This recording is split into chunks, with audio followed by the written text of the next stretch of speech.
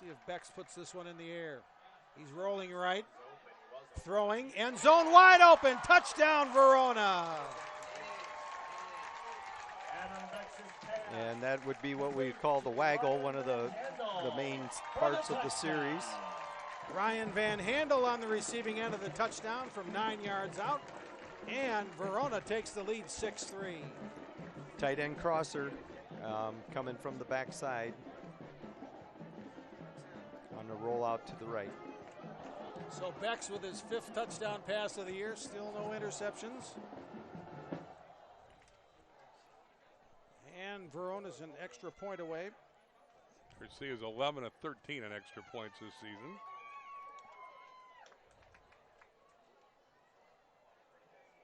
And the extra point is good.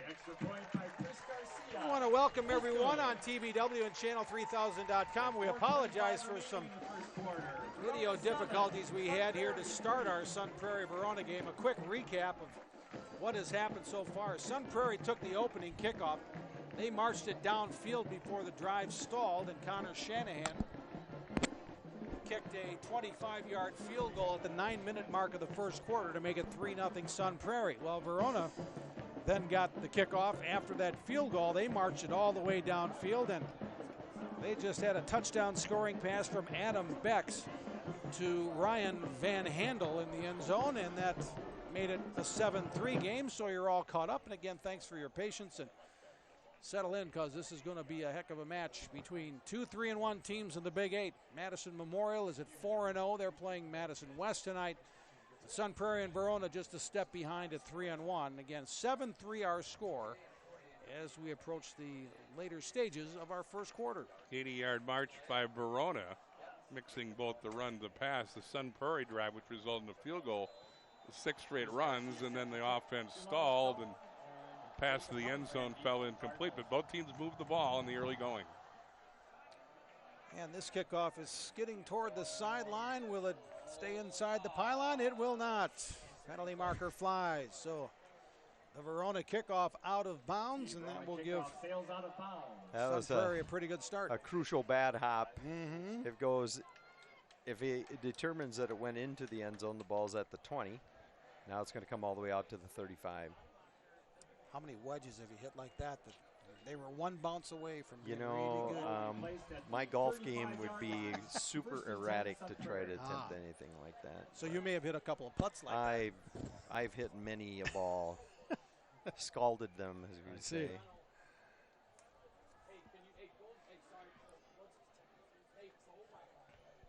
Okay, so here we go with Sun Prairie. They're in the white with the black pants. Verona in their home black with orange letters and white trim. Beautiful night for football. Hardly a breath of breeze. Very comfortable temperatures. Here's Gillis, the quarterback, keeping it and getting outside the 40-yard line. That's pretty close to a first down. Just a couple of yards short, though.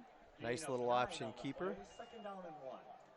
Gillis hasn't run the ball much this year. We told you about his proclivity for throwing touchdown passes. He's done that 13 times and thrown for 621 yards. It's only his 15th rush of the year. He's minus 14 rushing prior to that one. Now he's throwing. This is to the outside. It's complete. And there goes Ari Davis. And Davis with a big gain into Verona territory. So Gillis to Davis, first down. It was pretty fascinating. I was trying to figure out why Sun Prairie wanted the ball in the hash closest to the Verona sideline. And they snuck 2 receivers right up by their sideline. The Verona defense wants to commit 2 guys on Nelson. So they got one in his face and one over the top. And so they got a nice little exchange where 2 guys were on one and got a nice big gain up their own sideline. 31-yard gain to Ari Davis. Now they look to the end zone. Oh, and they nearly complete it. Dominic Lanfear almost made a diving catch in the end zone, but incomplete, second down. That was a great ball thrown by Gillis, and, you know, I'm sure Sun Prairie felt that they had a really good shot at a touchdown there, and it's a catch they think they feel Lanfear will make more often than not. If you're a defensive coordinator, you got to be aware of Nelson with 22 catches, 7 for a touchdown, but these other 2 receivers have been targets already. Penalty marker down as Gillis keeps it. Looks like he has a first down, but again, a penalty marker flew in the interior of the line, and that's typically a hold against the offense, and we'll see what the call is. Yeah, this is going to create like a 1st and 20, 1st and 25, I think. Against Sun Prairie. And again, I don't think Sun Prairie's used a lot of quarterback run this year, and this drive they've pulled the ball twice on an option type of play. Well, last week, Sun Prairie had a 49-0 win at Janesville Craig. That was Craig's first loss of the conference season. Brian Kaminsky called that their most complete game they played this season. They dominated all 3 phases, and he said his team had a swagger and a confidence back. Let's see if it carries over to tonight. Here's Gillis throwing a little too far for Ethan Ackley. 3rd and 22 coming up. If you play the comparative score game, Craig the prior week had beaten Verona 26-20. Go figure. That's the story of the Big 8 this year. You know, and that's, you know, high school kids, it's pretty hard to predict how they're going to be one week to another, especially after a big emotional win over Middleton. I think Verona felt that pretty good about themselves going in there. Here comes the blitz, and Gillis just has to get rid of it. Boy, I'll tell you, that was Jake Cochon coming like a freight train to rush the throw. Incomplete. 4th down coming up. Cochon's had a big year. He's their second leading tackler with a sack and 3 tackles for a loss, and he heated up Gillis there and blew up the big 3rd down play. Yeah, I'm not sure. It kind of looked like they were trying to set up a screen, and the back shower got mugged on the way to the quarter. Well, that's sort of actually a lot of coaches will call it the mug technique, that you eliminate the back from the possibility of catching the ball. Here's the punt. They'll let it drop, and it rolls into the end zone. Boy, there were a bunch of Sun Prairie defenders there, but nobody grabbed it, so that'll be a touchback. That would look like one of your wedge shots down there close to the green. And no, it didn't stick on the one. I was going to two, say, you know? mine usually go through the end zone and into the concession stand. In other Big 8 action tonight, Madison East is at Janesville Parker. They're both 0-4, looking for a win. Beloit Memorial at Middleton. Middleton's 2-2. Beloit Memorial 1-3. Memorial and West, we mentioned earlier, playing at Mansfield. Memorial, the unbeaten leader. If they win tonight, they qualify for the playoffs. And Craig and LaFollette, both 3-1 teams, playing a big game at Lucier Stadium. How about the job Mike Harris has done in his first year as head coach at Memorial? Bex. He kind of throws that one away. Look downfield, look to the back out of the backfield, nothing doing, and saves the down. 2nd and 10 coming up. In the Badger tonight, Oregon's at Milton, Edgewood's at Watertown, Monroe at Stoughton, Reedsburg and Beaver Dam, both looking for a win. Playing Beaver Dam, Sox at the Forest, Baraboo at Mount Horeb, Barneveld, and Wanakee at Portage. And how impressed were we with Wanakee? Yeah, they're pretty good. I don't know if they're as good quite as last year, that state championship team, but that's a hard team to try to compare to, too. Wow, there's a big hit. Hawken Anderson on the reception. Yeah, getting them back into 3rd and manageable.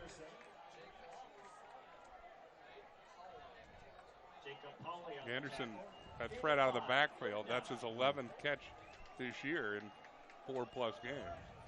Jacob Pauley on the tackle. 3rd and 5, Wildcats. Verona's going to take a timeout.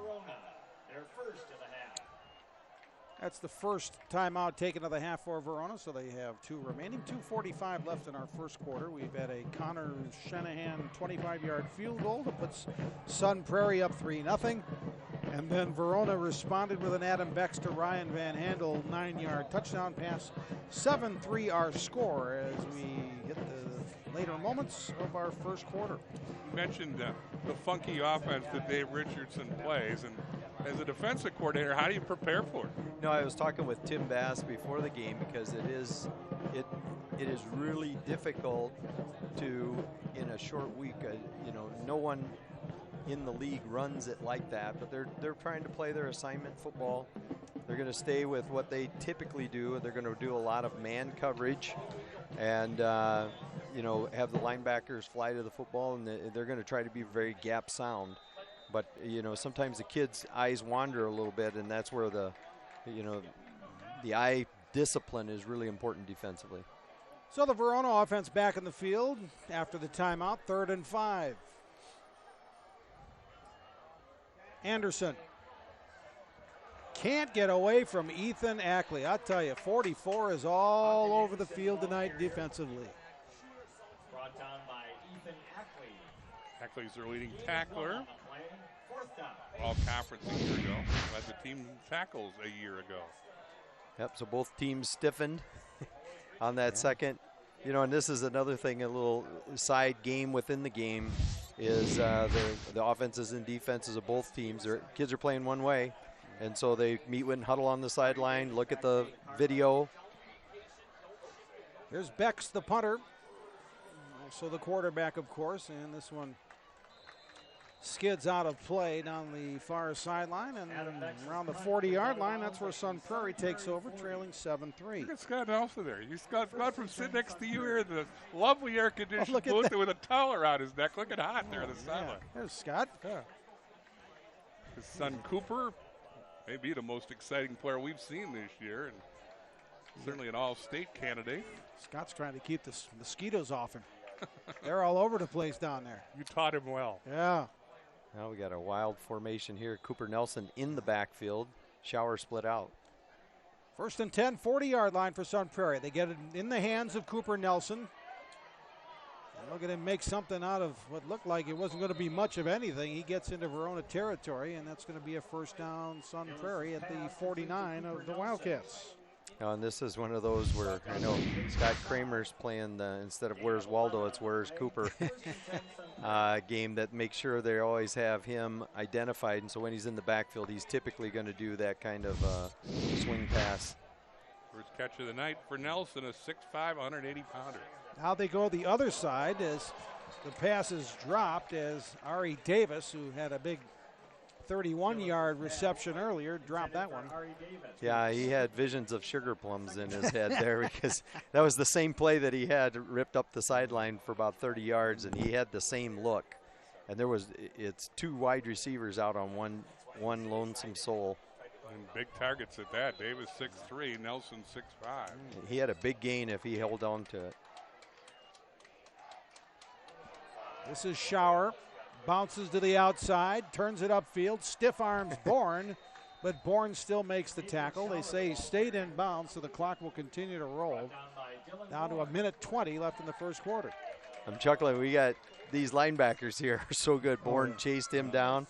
This is like good luck finding all-conference backers better than the guys we have here tonight between Sun Prairie and Verona. Bourne all-conference a year ago, the top tackler again this season. This is Davis, Ari Davis. He'll cut it upfield, first down and more, get down to the 30-yard line where Bourne has him around the waist, but that's another first down run for Sun Prairie. So Davis a first down receiving, now a first down rushing. Gain of 13 on the play. That's a 13-yard gain for Ari Davis. Okay, they got these stacked receivers out wide in front of the Sun Prairie sideline. We'll see. They usually probably have a run play tag with that screen. Here's Davis. This time he latches on, and there he goes. First down and more. Oh, he got close to the 10-yard line before he's finally driven out. In fact, he got inside the 10. So Ari Davis, the offensive story so far for Sun Prairie, another big catch and carry.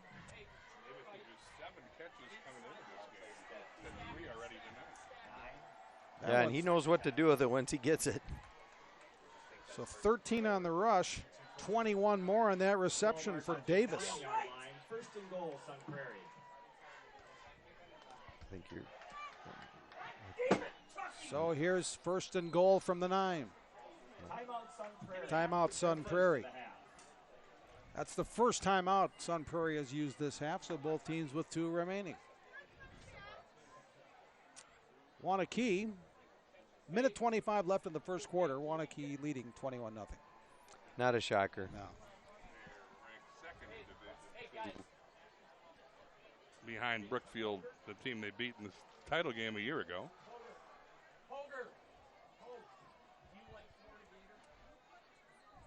No, what's interesting when they do these stacked receivers, this time they put it to the Verona side, but the stacked receivers to Cooper Nelson is not going to work because they always have a bonus guy on Cooper.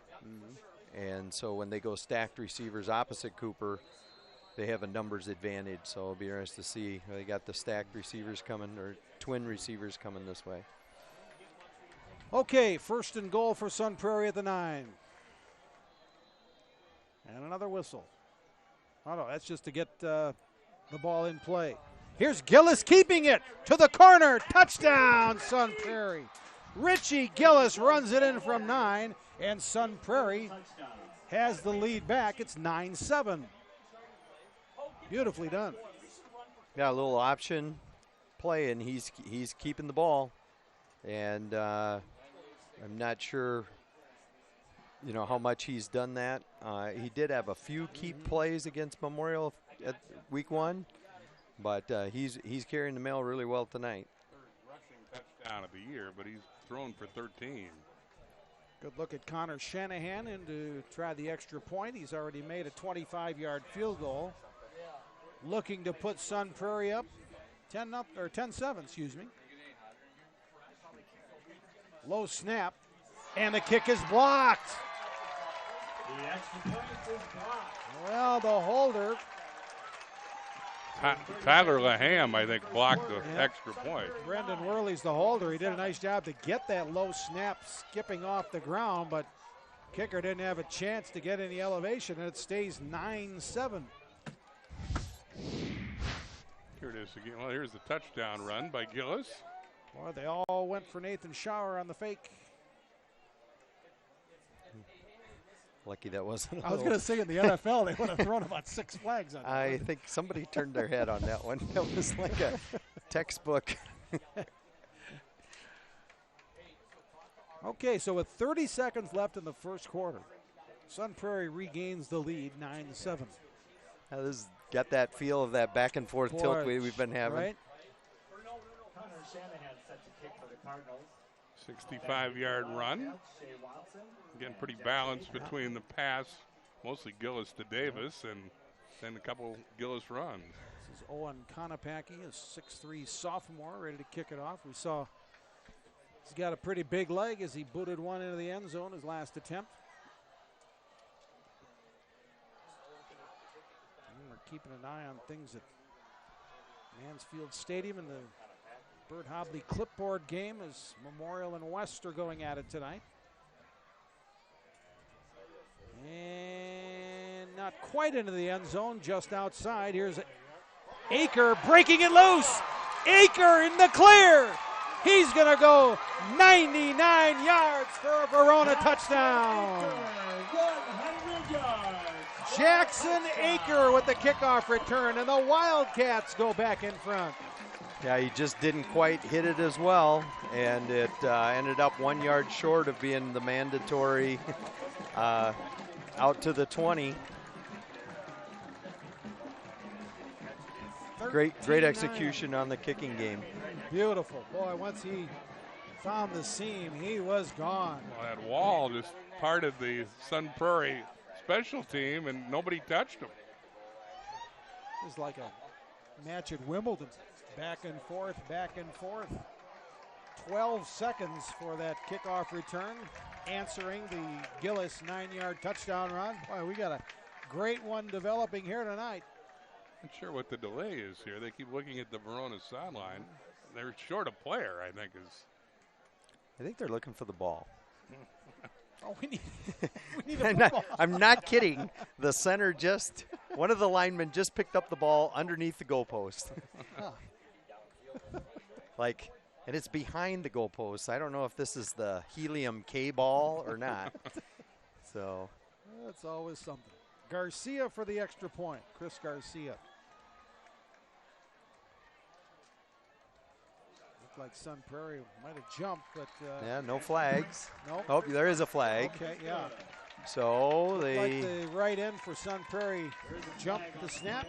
Extra point was good, so Again, they could take this penalty and go for 2 from the 1.5 yards, but I think they're just going to go with the kickoff. Well, no. Offsides against the Cardinals. Dave Signaling declined the penalty. Okay. Let's check here on the return. Where does he catch this ball? Well, yeah, I mean, it could be 100, right? Well, if What it do you is say? 100, then the play shouldn't have come out of the well, end zone. that's Let's see true. where he Here's- catches it. That's what. Yeah, he's out. He's out. He's out, He's yeah, out. okay. You know, and it's the ball, Yeah. not the feet. Yeah. Look at that. Boom, he's gone. I think what they're doing here is they are saying that the penalty happened before the snap of the ball, the encroachment, and so they're going to have to kick it again. Forces a re-kick of the extra 99 yards for Jackson Aker. He's a 6'2 sophomore. Now, another interesting thing on the kickoff is the kicker took off and ran off the field immediately instead of staying in the mix. I'm not sure the reason for that. Garcia, another try at this one, and it's good again. Garcia is good. 14-9, Verona. 18 seconds remaining. There's the man of the hour, Jackson Aker. 14, Sun Prairie 9. Yeah, because there was certainly nobody back once he broke through the. No, and I The wall. looked, and the kicker was on his way off the field, which I hate to say it, but sometimes you do that, you're like a young kid, or if he's got an injury and they'll let him kick, but thou shalt not hit anybody, and so you decide to play with 10 guys with the hope he puts it out of the end zone. So On that last shot, you saw number 1 for Verona without his shoulder pads on. That's Aubrey Dawkins, their great junior return man and wide receiver. He is not playing tonight, as you could tell, since he didn't have his shoulder pads on. Well, he's a heck of a dynamic return threat, but boy, Jackson Aker sure has stepped in there. And he comes through with a 99-yard kickoff return touchdown. and we're sure he's not going to come out after halftime like Aaron Rodgers. I didn't say that anything's for sure. Okay. You know what? You know Dave That was Richardson. pretty, He had- yeah. No, it's Yeah, that was that's, quite the performance. That's one of the all-timers. For the record, it took Aker 11.7 seconds to Looks like 0.7. run 99. looks like he could be on that 4x1 relay Well, there in you the go. spring. Here comes Jamel Stone for Sun Prairie. Let's see if he can do it the other way. Not quite. Coverage pretty good by Verona, and he's dragged down. That's Jamel Stone on the return. Xavier Howard, a defensive back. Number 3 was there. Yep, Sun Prairie went with a sideline return, and the old coach's trick is you usually run the returns to your sideline if you don't run it up the middle, because if you run it to the other team's sideline, then there's a massive amount of screaming, of clipping and holding, and people trying to influence those Sure. officials. Oh, I know. 8 seconds left in the first quarter. Let's see if this is the final play of our first stanza. This is Gillis throwing, and oh boy, off the hands of Ari Davis. A Verona defender got a Just hand a flashed little him, bit, yeah. but boy, that's one Davis usually catches. Came out of his hand really nice, and like you said, I think I couldn't tell if he just got a flicker of it or he just flashed in front of his face. He might have even got a finger on it, perhaps. We'll give Ben Kramer credit. Yeah. Here's Shower on the run. That'll be the final play of the first quarter. Ethan Shower, the ball carrier. And that'll be a Sun Prairie first down, I believe, as we start the second quarter. Boy, what a intriguing first 12 minutes. Both teams going back and forth, and it's Verona In the second quarter. leading Sun Prairie 14-9 at the end of the first quarter. We'll be back with the start of the second quarter in just a moment. You're watching the Prep Mania High School Football Game of the Week on TBW and Channel3000.com.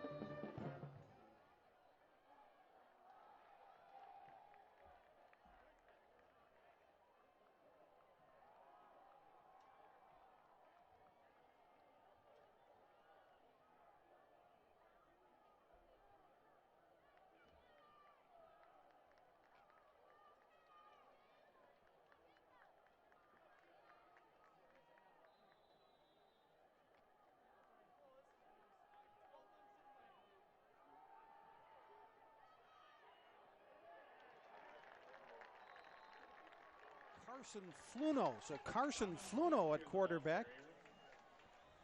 At least on that play, he's a junior, 6 feet 160. So Fluno gets the carry, and he was chased down very nicely. Jeremy Grimm for Verona did a great job on the edge. I did not notice Gillis got hurt.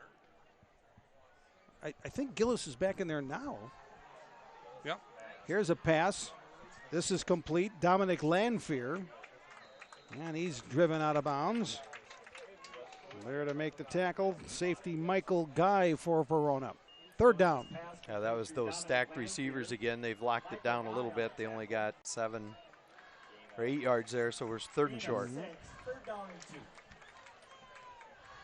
Third down and 2 after a gain of 6. Oh, and in the backfield, that's a big play by 55 Skylar Hawkins, who tackled Schauer for a loss. Skylar Hawkins in the backfield for the tackle.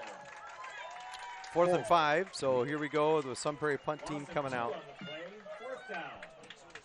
So loss of 2, it's 4th and 5 for Sun Prairie, so the Cardinals will kick it away, and Connor Shanahan back to punt for the Cardinals. Shanahan to kick it. Jackson Aker deep for the Wild. Jackson Aker, who ran a kick back for a touchdown. He's hoping to get a shot at a punt return score.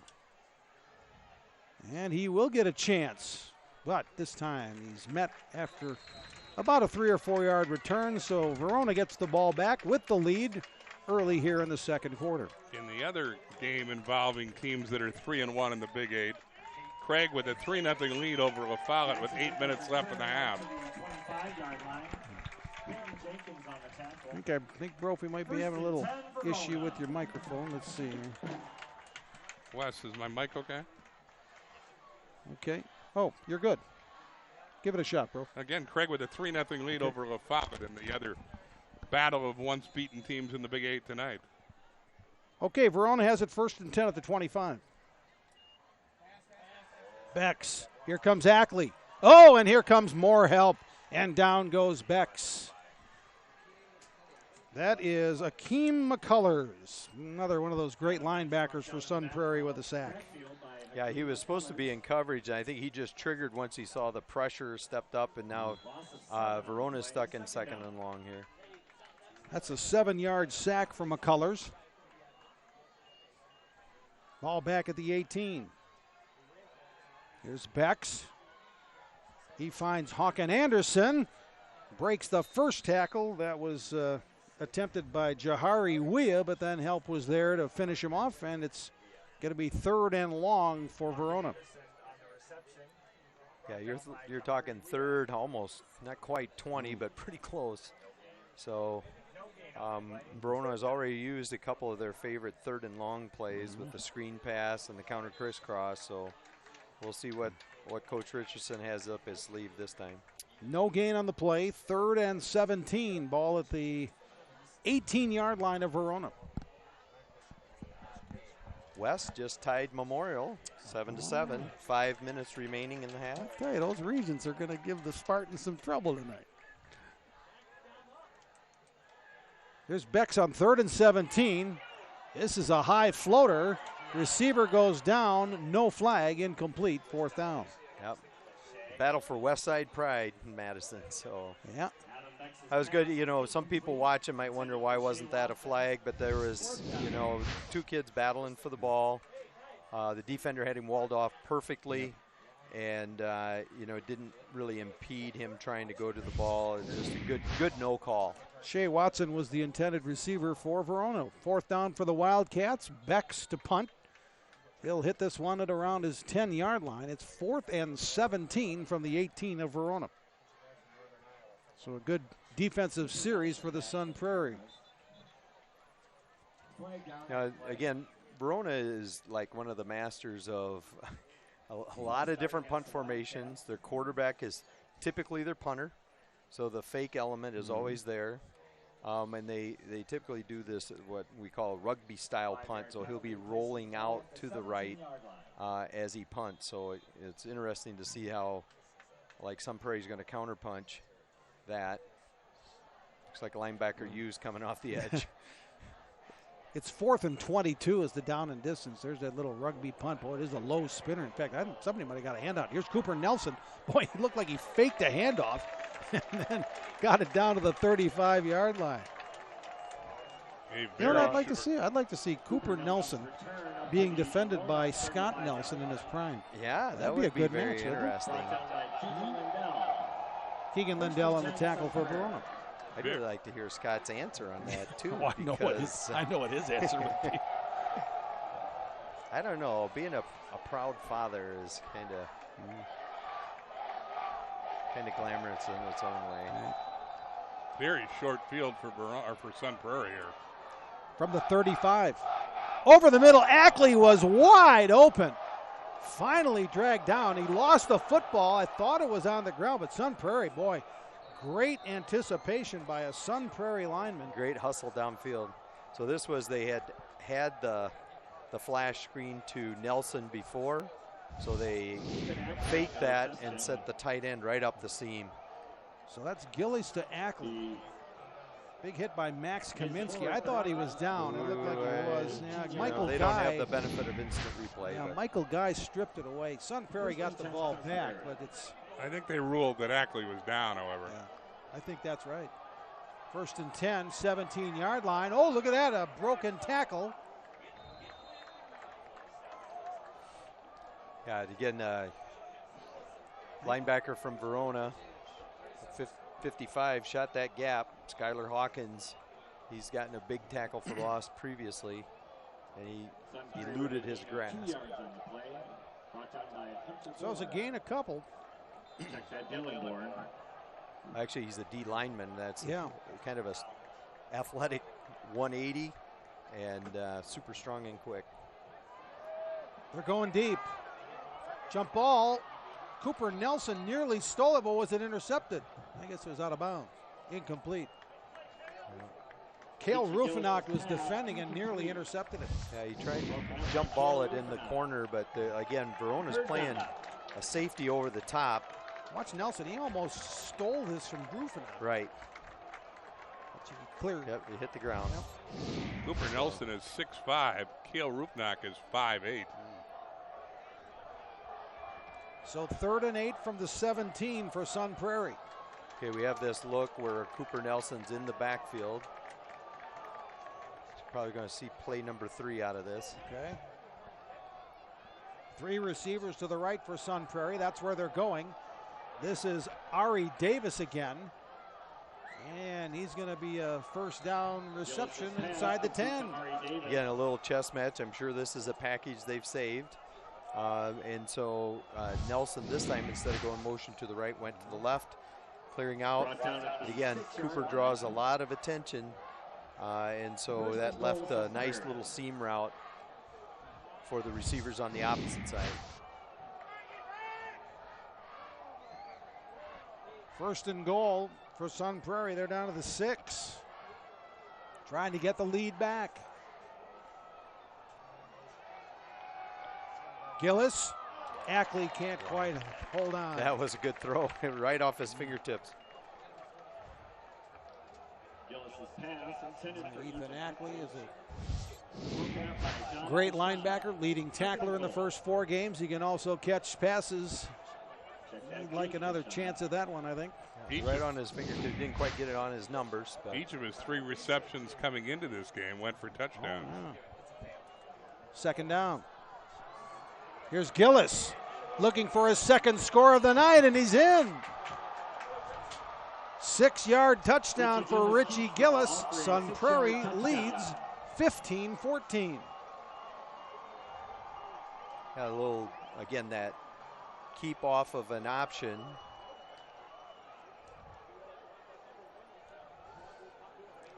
Well, Richie Gillis, we know he can throw for touchdowns, but I'll tell you what, he's turned into a real running threat. Yeah, it seemed like a kind of a read option play that he's designed keeping it, but the front side blocked it like the running back was going to get it, so I think it's a choice by him on whether he thinks what yardage he thinks he can get.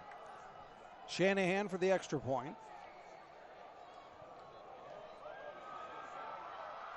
And it's good.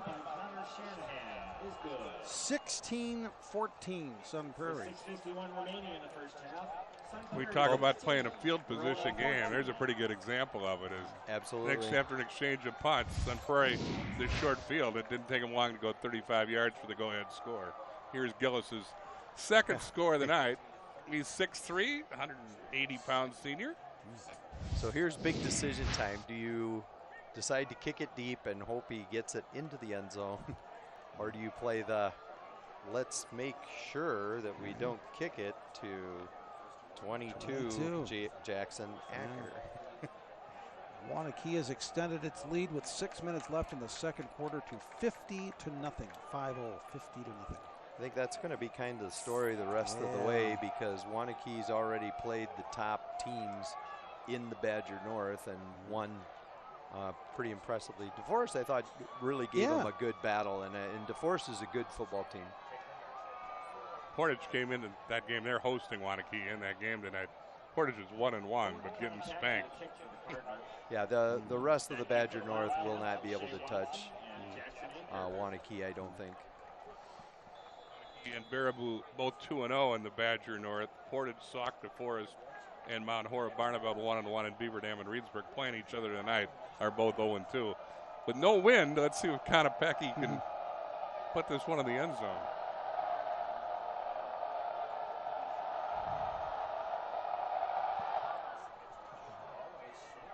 Okay, this one's not going to get to the end zone. It gets to the 5 where Aker has another chance. And look at him go! Aker taken down at the 35. He nearly broke that one. I guess they're going to work on that kickoff coverage. I was going to say, you got to give the special team unit there for Verona a tip of the hat, don't you? Yeah, no, they had it well blocked. He just didn't quite hit it quite as quick. And again, they have some of the really good linebackers on that kickoff team, and Rademacher made a really nice play there. Otherwise, he was off with a lot more green grass. Verona gets it at the 36, 1st and 10. Now trailing by 2. Bex rolls left, escapes the sack, throws complete. Shea Watson, boy, his knee finally touches, but he's right at that first down marker. Yeah. Adam Bex's pass complete to Shea Watson. So, yep, they're moving the chains. Brought down by First down. Gain of 10 on the play. First And 10 Beck Verona. slipped a man in the backfield, and really excellent run after catch by Shea Watson. Turned what should have been a 5-yard gain into a 10. Sure did.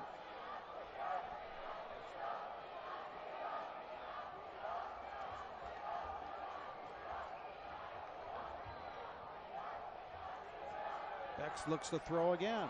Sideline complete. That's Hawken Anderson. They're going to mark him just short of the first down. And another pass right on the money by Beck. Gain of 9.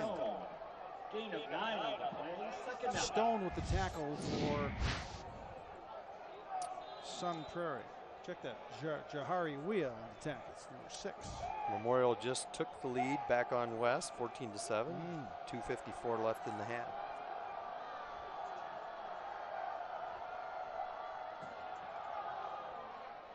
This is Keegan Lindell. Keegan Lindell, the ball carrier. Should be good for the first down. Needed one, got one. Done by Jacob Powley. Jacob Powley on the tackle for Sun Prairie, but not Third before. down and Well, no, inches. they do call him just a couple of inches short. 3rd and 1 for Sun Prairie as we hit the 5-minute mark, second quarter. I think the Verona coaches are not real happy with that spot. Yeah.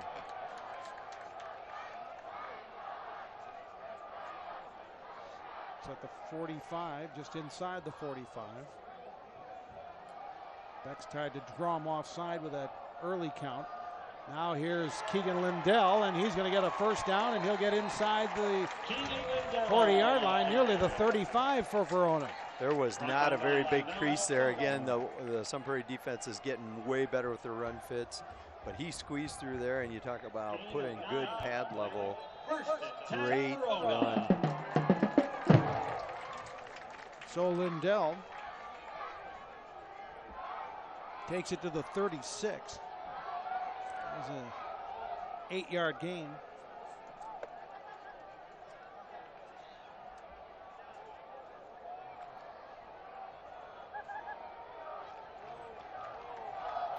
Verona's in their spread look this time. Gotta get the play off, and they do. Here comes the rush. Bex throws deep and has a man open. Hawken Anderson. They're going to mark him down just outside the goal line, but what a catch by Hawken Anderson. And again, the heat was on. He stepped into the throw with linebackers coming right in his face. 35-yard throw here by Bex, who heaves it up there, and Anderson, who's been a touchdown machine, comes up 1 yard shy, says the official. Jamel Stone in coverage for Sun Prairie, but Anderson had the position and went up and got it.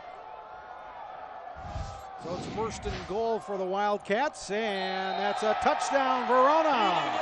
Keegan Lindell throwing it out. Wildcats back in front. Very impressive drive. This is what's going to be tonight. I think we're going to go back and forth and back and forth. 20-16. Sun Prairie had the lead. Verona answered. Prairie had the lead. Verona answered. Sun Prairie had the lead. Verona answered. Third touchdown of the year for Lindell. Another extra point attempt from Chris Garcia. Had one blocked. Another low snap. But he gets it through to make it a 21-16 Verona lead. Still 3:42 left in our second quarter. We've made a few changes to our Prep Mania High School Football Game of the Week schedule. They're updated on our website, channel3000.com. Next week, we will be in Sun Prairie as Madison La Follette travels to face the Cardinals. After that, on September 28th, it'll be Janesville Craig at Middleton. So we'll get our first look at the Cougars this football season as you see that big play to Anderson that got it to the 1 before the Lindell touchdown. Then on October 5th, it's going to be a big battle, probably for first place in the Badger South, as Stoughton will be at Monona Grove. So again, there's the updated schedule, and again, we're still waiting on that decision on the last week of the regular season as we wait for the best matchup. But some big ones coming up. That Monona Grove Stoughton game, both those teams ranked in the top 10 in this week's Division II Coaches Poll. Monona Grove 6th in the state, Stoughton 8th in the state. When we told you Wanakee is 2nd in Division II, right behind Brookfield Central, the team they beat at Camp Randall in the Division II championship game a year ago. Another update from Mansfield. We had a pick 6 by Memorial. They're up 21-7. Wow. 2 minutes left in the half. Boy, you got to start believing in the Spartans. They have made a lot of big plays this year. Jamel Stone with a big return for Sun Prairie. He was very quick. Right up the sideline. And just looking at the stats, and we've only seen Sun Prairie once, but those, as we got a man down here for Verona, but Sun Prairie last year, I thought, lived off the turnovers. Their defense was so strong with Marty Stry and Dinga and those guys. Well, they had 5 All-Staters. They turned the ball over. Takeaways were such a big part of their success last year. They haven't done that this year. Nor have they tonight. I mean, we haven't had a turnover yet in this game, but they have not had many takeaways this season. Yeah, well, they had one of the best defenses that this area has seen for years and years and years. A lot of great playmakers. Still have guys that can do it. The injured player for Verona is Jeremy Grimm, a senior linebacker, but as you can see, he's up and walking off on his own power. Looks pretty good shape. Hopefully that's the case.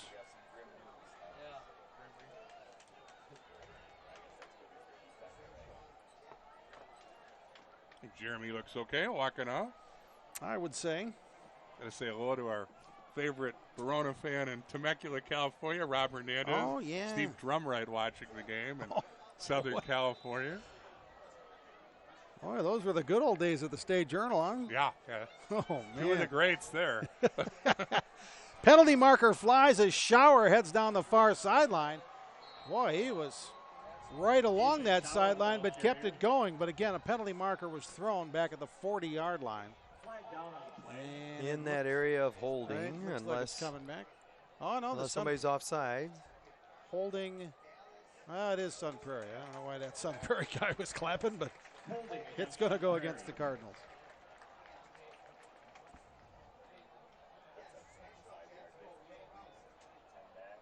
So that'll cost the Cardinals. Both teams 3-1. The 10-yard penalty places the ball at the 30-yard line. Verona's lost to Janesville Craig at Monterey Stadium a couple of weeks ago, 26-20. Sun Prairie's only defeat was our first Prep Mania game of the week of the season back at Mansfield Stadium, August 17th, 32-26. Both teams shutout winners last week. Here's Gillis. Nelson. Great catch and throw. Safety didn't quite get over to the top on time. They had isolated Cooper, and they put Twins toward the Verona side. They put 3 over 2 on the Twins. Yeah, he beats Max Myers here, and as you say, the safety, Michael Guy, was late coming over to help out. But nice throw, though. That was 1st and 20, but they hit for 45. Now here's Nelson coming to the left side. Somebody missed a block, but Nelson still gets a stiff arm and still gets some yardage before he's forced out of bounds.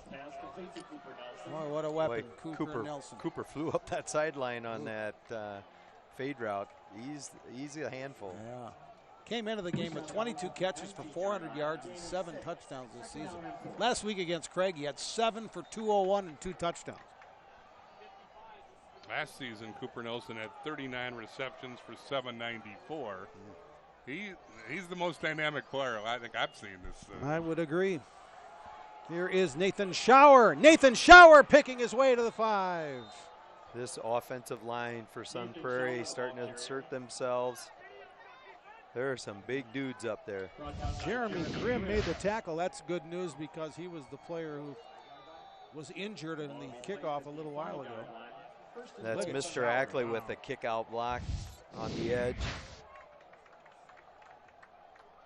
Well, our storyline has been whoever has fallen behind comes back with a score, and Sun Prairie's trying to keep that going here as they're down to the 5, and we have a timeout, Verona. We're down to 2:24 in the second quarter. That's the second timeout Verona's used, so they're down to their final timeout of the first half. At halftime on TBW, Jim Rutledge for ESPN Wisconsin will be with us again to give us his view of the Wisconsin sports landscape. Boy, a lot to talk about with the Brewers, Packers, Badger football, and of course all the high schools. So that's coming up at halftime on TBW.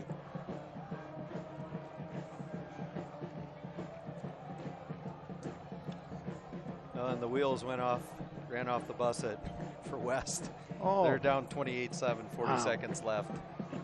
A bad second quarter. Yeah, they were 7-7, but now 21 straight by. Again, Memorial clinches or qualifies for the playoffs with a win tonight. They're playoff eligible, I guess is the proper term. If they win that would be their 5th win of the year. Memorial ranked among the top Division I teams in the state this week. They're currently 8th in the D1 poll. Sun Prairie is 10th. Next week, Madison Memorial will be here in Verona. First and goal from the 5. Shower right up the middle. Touchdown, Sun Prairie. Just escaped the tackle of Tyler Laham, who was in the backfield, but didn't. Shower shook him. Into the end zone he goes. Shower's the key guy on the first drive of the game, which resulted in a 25-yard field goal. We haven't called his name much since, but he gets a touchdown there to give Sun Prairie the lead. With 2:19 left in the second quarter. Well, we've had 43 points scored already. Yeah, two high-powered offenses, and ultimately it's probably going to come down to which defense bows up and makes a play or creates a turnover. So they're going to go to tie the game. Connor Shanahan. Take a 2-point lead. That thing's a mile high, and it's good. Connor Shanahan is good. 23-21. With 2:19 remaining in the half, your score, Sun Prairie. Yeah, Sun Prairie came into this game averaging 39 points a game. Verona came in averaging 30 a game. Well, that's pretty much on target, at least.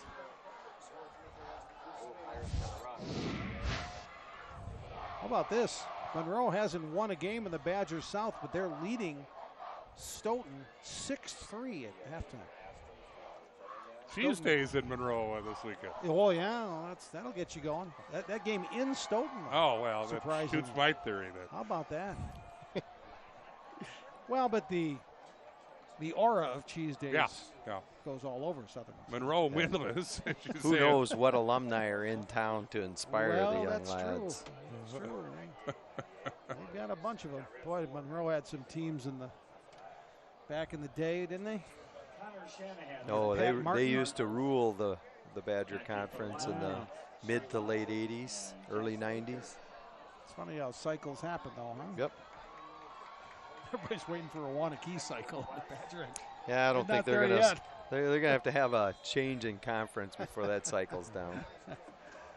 Okay. Sun Prairie back with the lead, and Shanahan with another kickoff. This one's a little scooter. Look at that, a little hop over the first line. This is Keegan Lindell running it back, and McCullers makes the tackle on special teams for Sun Prairie. I think they heard you, Al. They weren't going to kick it deep. Give that Aker guy another shot at it. The old saying, there's more than one way to skin a cat. And so if you don't want to kick it to the really fast guy, you can always kick it to somebody else. I'd imagine somebody on an iPad down there is watching channel3000.com, listening to Alan Minard's. Well, I don't know about that. Well, if they're smart, they are, right? I would guess there's been other suggestions along the way. You can figure that out pretty easy. Runner with one timeout left here in the final 2:13 of the half. All right. They got the firepower to do it. Sure. They'll start this one from the 35. There's Bex. Nice pitch and catch, and that's a completion. And on the catch is Tyler Slowick, senior split end. Jamel Stone with the tackle for Sun Prairie.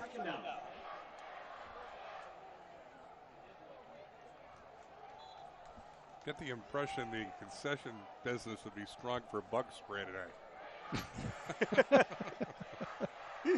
Jeez, I hope they have it. Well, some entrepreneur could have made a lot of money if they had that baby available at the concession stand. Here's Bex, and wow, Pauly had him for a sack. Bex with another chance. Did he get it or not? Looks like it's incomplete. Hawken Anderson nearly picked that one off the turf. Yeah, it was very close to a late hit on the quarterback. Adam Bex's pass, incomplete. Third down and 6. Ooh, that's a close one. Guarantee on Sunday that's a flag. But guess what? It's Friday. It's Friday. Yes. Okay, third down and 6 for Verona. They wouldn't want to give the ball back here. Dave has given the official the safety speech. With his quarterback in earshot of that discussion. Good crowd here tonight. It's USA theme night. And the reason the Verona students are clad in USA is to honor the first responders from the explosion tragedy of Sun Prairie back a few months ago. There's the Wildcat dance team ready to perform at half as well. And there's our USA crowd. And also with the week of 9/11. Yeah. We actually, when I was at Edgewood, we played Verona the week of that tragedy. It was a very interesting week. Yeah. Okay, 3rd and 6 from the 39. 2 minutes left in the half. Bex throwing, completing, but just short. Boy, what a tackle there 4th and 1, 4th and 2. Jacob Hellenbrand saved the first down for Sun Prairie. This is again an opportunity where having the quarterback as your punter creates some. Slowick on the reception, but Actually, I think he's going to let it run down. it's 4th and a long one at the 44. And I don't think Sun Prairie is even going to put a deep back there. I think they think Here we they're go. going for it. Yep. Let's see if they try and pull him offside or if they're going to run a play. Oh, they did snap it. Oh, my goodness. And Bex didn't get there. He wasn't expecting the snap. Oh, my goodness. Alan? Well, there's an interesting conversation going on right now between Bex and the center because I think Bex was a little bit surprised that the ball was snapped. Maven Crutchy and Ackley were there. Henry Tang, I think, made the play, 68, who was as surprised as anybody that Bex was trying to sneak the ball. 68 Tang made the play. How about that? Dave Richardson having a little discussion with his offensive unit. Boy, what a critical time for that. There's still 1:15 left in the half. Yep. Sun Prairie with a couple of timeouts and pretty short field at the 44. Shower. Didn't get much. Driven back. This is that formation they like with the quarterback keep also. They got the stacked receivers over here that they can throw the ball or the quarterback can keep off of that same look. Brian Kaminsky high-fiving his guys. I tell you what, nobody gets into it more than Brian Kaminsky. What a great coach and what a joy to watch and great to work with in our aspect too. There's a pass to Ethan Ackley. He's to the 23-yard First line. down, clock will stop. They're going to hurry to the line of scrimmage. Clock will stop to get the change set. Calling the play right now, getting set up. It's down to the 22 and a gain of 22. Boy, they forgot about Ackley. Clock running. Under 40 seconds. Gillis blitzes on!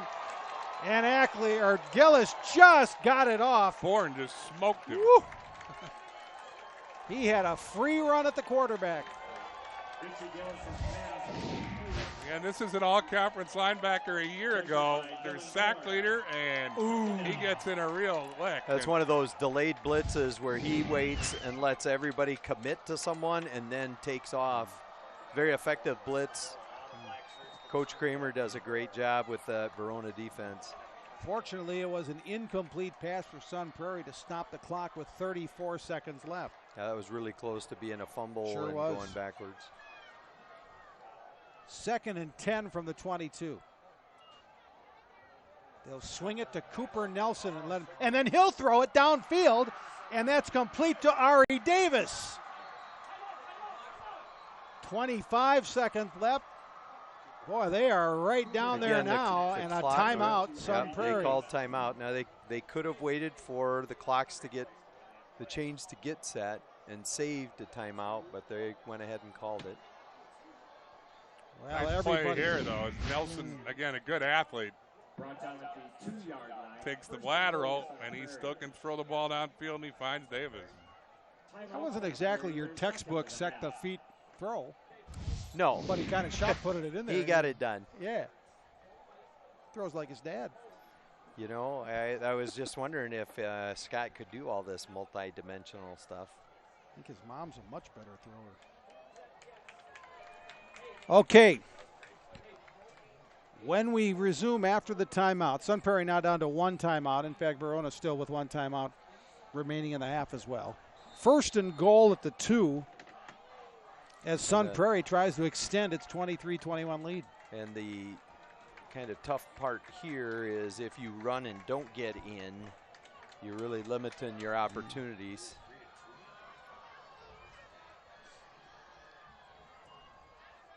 Here's Shower. Touchdown, Sun Prairie. Nathan Shower from 2 yards out. It looks like that's their go-to run play. Again, they have the keep off of that and the wide receiver flash screen down here at the bottom. So that was a good safe call. They could repeat it and run 3 different things. So it's like a 3-in-1 play. So with just over 21 seconds left, Shower. This is a crucial extra point. Could Dragged make it a 2-score game. Dragged Jeremy Grimm into the end zone. Shanahan, well, our first team to put consecutive scores together. They had been trading scores back and forth, but Shower with consecutive touchdown runs. Here's Shanahan's extra point. That is through. Yeah, and that was set up short field on the error of the. That's right. Fourth down snap. Yeah, that may be the biggest play of the half, and a half with 51 points. A miscommunication on fourth down, maybe the biggest play, but they scored twice in a span of 2:08 to take the lead and then expand the lead. Shower doing the honors in both touchdown runs. That puts a burr under the saddle of Dave Richardson, huh? You bet. Man. And maybe stoke the fire at halftime a little bit. Yeah, that'd be a good speech, right? So the Sun Prairie Cardinals. Yeah, but give Sun Prairie credit for taking advantage of the short field, too. Big throw to Ackley, then Nelson on the, I don't know if he called a halfback pass, but. Hey, you look at Ackley, what heavy lifting he's doing. He's a big dude linebacker, and he's made some really nice lead blocks and, a couple big catches. Yeah, these teams don't have a lot of guys that go both ways with Ethan Ackley. Boy, I tell you. He's there on special teams, too. Look at that. He's to the right of the kicker, Shanahan. Jackson Aker, who's run one back from 99 yards, is back as one of the deep backs. This one will go to Aker. Aker, little hesitation move, cuts it upfield and driven out of bounds at the 35.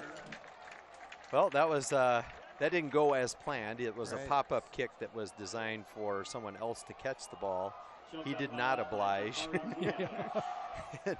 And then it became a danger back into the hands of Verona. Verona's got a timeout left and 13.7 seconds left.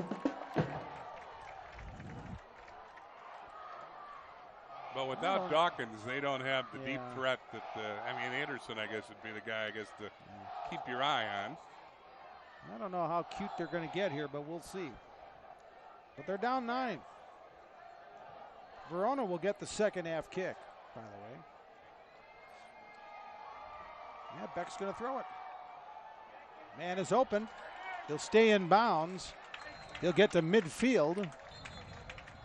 And that is the reception by Tyler Slowick. Nope, excuse me. That was Hawken Anderson. He used a timeout. 8 seconds.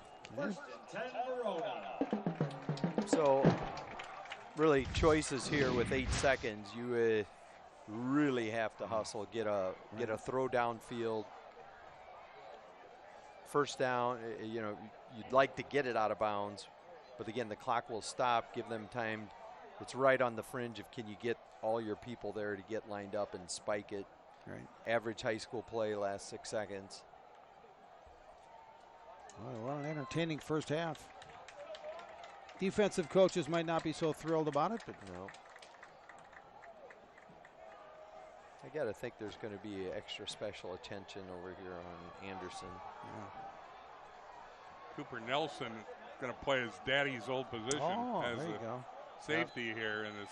Big man over the top. Yeah, pre-med defense. Sun Prairie called time.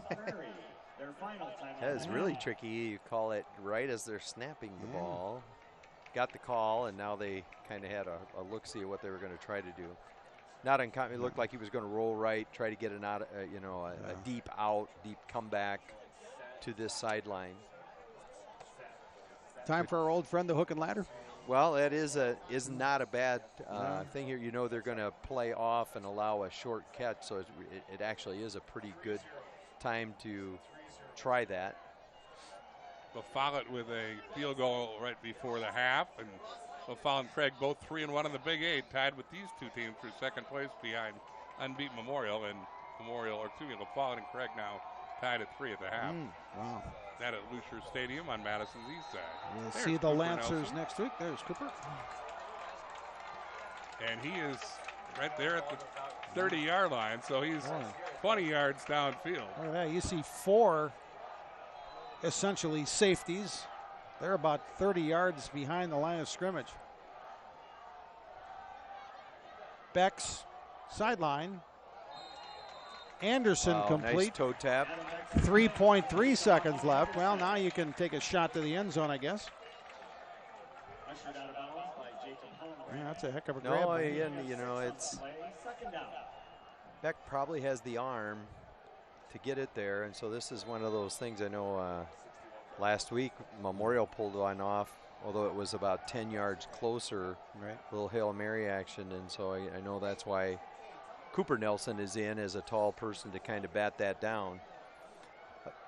It'd be interesting to see how many rush here, because with a 3-man rush, he has time to get it off, whereas if you bring a 4th, then he probably doesn't. They've got a lot of guys in the block, but that 3-man rush, well, it gave him a little pressure. Here's Bex to the end zone. Intercepted by who else? Cooper Nelson, or was it incomplete? Nope. Incomplete. Okay, looked like Nelson had it. I thought he came down with it, but he made the play. Yep. But again, this is something, we've seen it as Packer fans with Aaron Rodgers.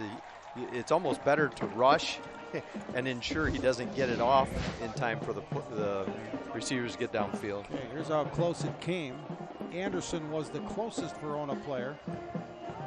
Yeah, Nelson maybe jumped a little too high, and then it came down, incomplete. Right. The danger is that it falls into somebody's hands. Wow, how about that for a first half? Great half. Wasn't it? You like offense, you like that half. Dave Richardson Not and Scott Kramer walking, shaking their heads. yeah. Well, A few adjustments at halftime. Richie Gillis had a couple of touchdown runs, the Sun Prairie quarterback. Nathan Schauer had a couple of touchdown runs, the running back. Here's the biggest play, the longest play of the half. Is Jackson Akers' 99-yard kick return. Oof. That all happened in the first quarter. Yeah, it was back and forth. But then finally Sun Prairie got a couple of Schauer touchdown runs to take the lead, and they have the lead. It's 30-21, Sun Prairie over Verona at halftime. We'll go back to our TVW studios for our halftime, and then we'll be back with the start of the third quarter. 30-21, Sun Prairie. You're watching the Prep Mania Game of the Week on TVW and Channel3000.com.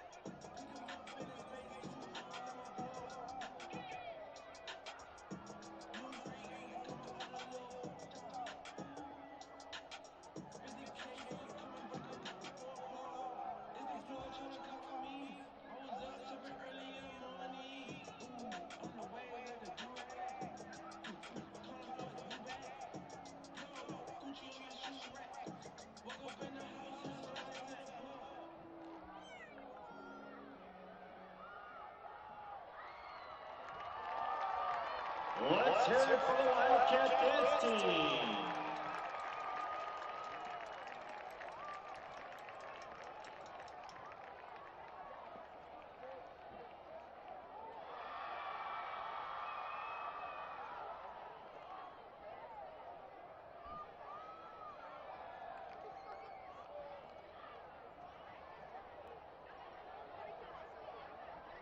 Fans, the Verona Touchdown Club would like to welcome our parents, fans, and our sponsors to the 2018 Sponsor Night.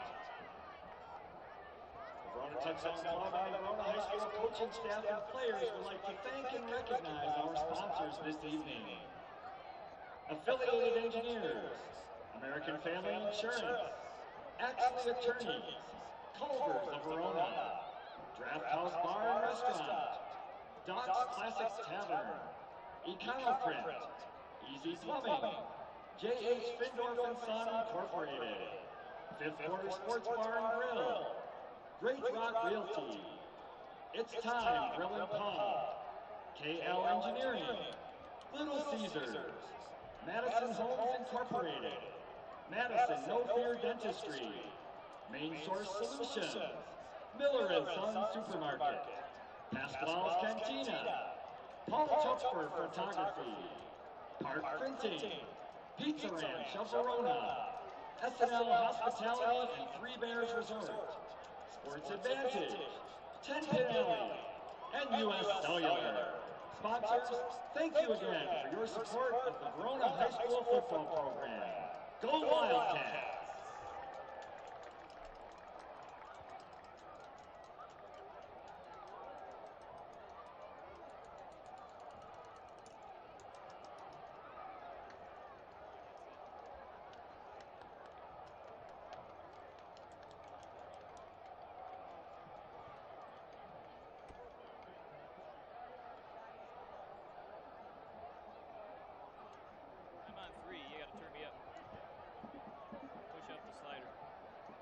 Push up all the sliders. Check, check, check. Which one is this? Yeah. So I cannot hear myself unless you're pushing the button in. So monitor should be cranked up or I can't hear myself. Hold on. Check, check, check, check, check, check. That doesn't work. Check, check, check. 1, 2, 3, 4. I can hear myself, but I might be coming through you. So turn Jay down on the slider, see if I can hear myself without coming through him. All right. Check, check, check, check, check. Check, check, check. 1, 2, 3. It works if I talk right into it, like my mouth is on it right now. All right. Is it louder in your ear, Jay, or nothing at all? All right. So the difference is these two have like a plus 20 decibel. It jumps up you guys already, and this one's just whatever you get. And there might be a short in it. I don't know. I could try a different one, but we can try a different one. Let's see what we got. Yeah, it sounds fine to me. Yeah. We'll try an orange one. All right. Ryan, can I have your headset, Jay?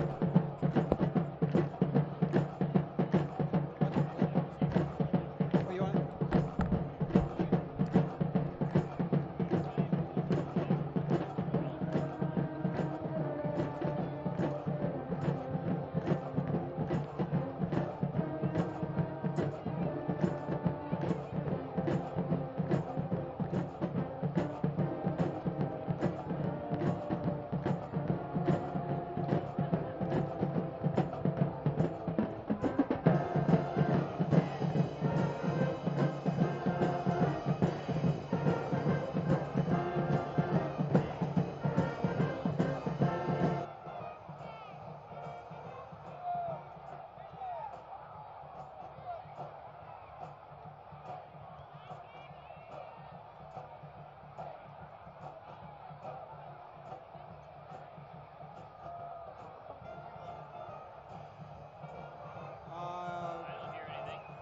Wes is not hearing you. I don't hear anything. I don't hear anything. Nothing. Check, check, check, check. Check, check, check, check, check. Nothing. I got nothing. Nothing. Check, check, check. Hello, hello. He says he can hear you, Wes. He can hear me. It sounds like there's nothing coming through. Well, you don't even have a light. That's supposed to be a light. Yeah, that light's supposed to be on. Could be. I don't have another one of these things. No. All right, I'm going to go back to this. That one works. Check, check, check. All right, I'm just going to use that one. I guess. Check, check. Check, check. Ryan, are you keyed on right now? Check, check, check. So you didn't switch. Did you not switch orange? Then how come brown is working? Maybe is orange brown to you? Can you hear me through the microphone? Or do you hear me?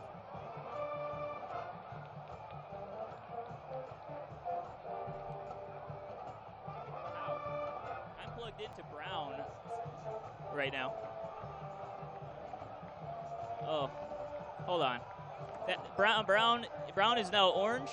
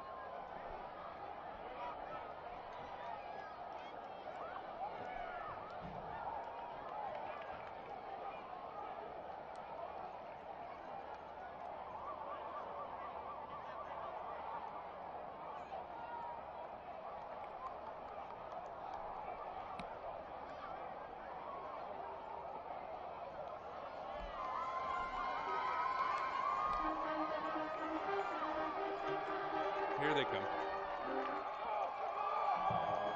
Testing 1, 2, 3. Verona has just returned on the field, and Jay can hear me, right? Rolf has arrived. Yeah, the world is a better place now, because that could be heard. Nice. Yay. I look forward to my insights in the second half. We'll,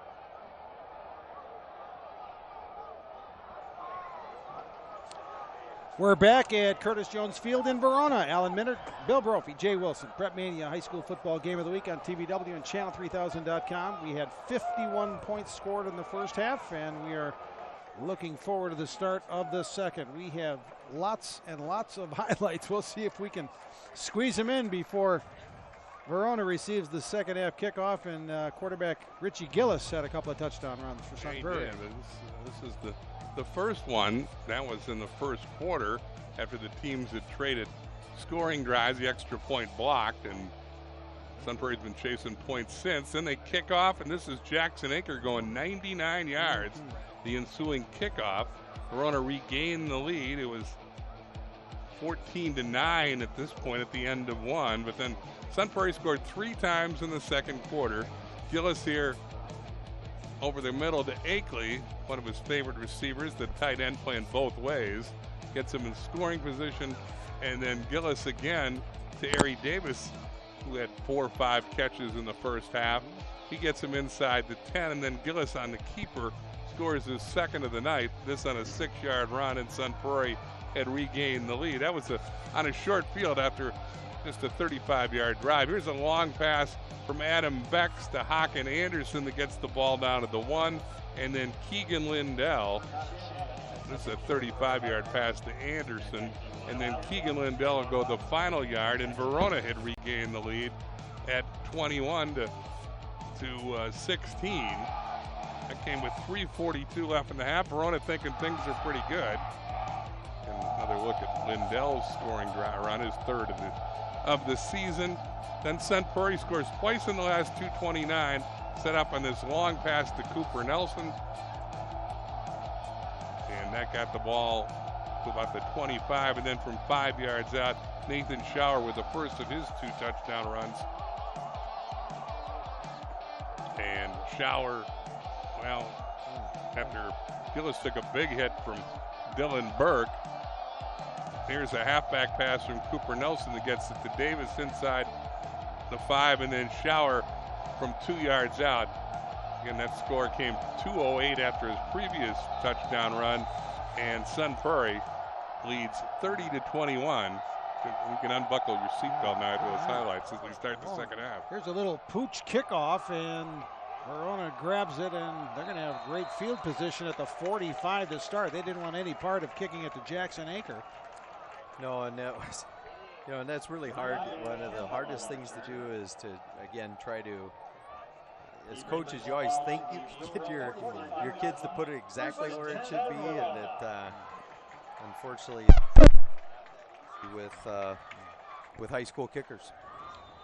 Wes Larson, our director from Rush Media, was up here. He was fixing headsets, and he got down. He rolled all the highlights, and exactly at the time of the kickoff, the highlights had been completed. So he's a wizard. Nice shot. He's a wizard.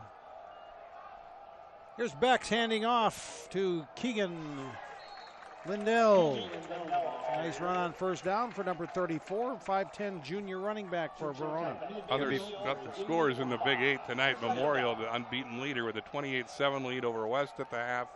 Craig and La Follette both 3-1 like the teams you're watching on your screen. One game back of Memorial, they're tied 3-3 early in the third quarter. And in the Badger, Watertown leads Edgewood 16-7. Baraboo over Mount Horeb 14-7, and Stoughton and Monona Grove 6-6. Those are all third quarter scores. Here's Bex. He was going to give it to Lindell, but then hung onto it, and he's taken down from behind by Jacob Powley, the senior linebacker for Sun Prairie. So it's going to be 3rd and long after a loss of a couple on that play. No, it's going to be interesting to see what adjustments are going to be taking place here in the second half. So here we got 3rd and long with Verona. So again, kind of some of their plays they might try here. They have their little waggle action or that counter crisscross. Little me reverse. Looks like they're going to go with a spread set though. This is a 3rd and 7, so they're going to need quite a bit to get that, just change the move here. Ball's at the Verona 48.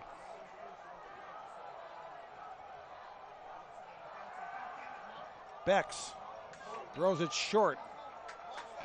Bounced in front of the intended receiver. That's Watson. Yeah, just missed the open receiver. Little flood pattern. Overloaded 3 receivers into that flat and just missed him. So Sun Prairie's defense holds, and boy, Cardinals are getting some momentum in this game. That was an ebb and flow first half until Sun Prairie scored the final 2 touchdowns of the half. Now they come out with a defensive stop, and Bex, the punter.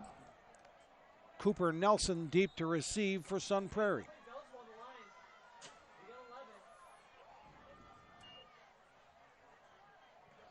Bex nearly had it blocked.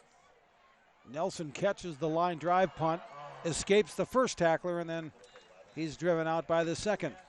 Cooper Nelson on the return. Lindell with the tackle for Verona.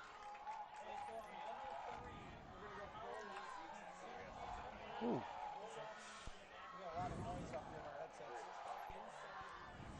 Get a look at Cooper Nelson and the Sun Prairie offense for the first time here in the second half. The ball will be spotted at the Sun Prairie 25-yard line. Sun Prairie gets the ball at the 25 for their first possession of the second half.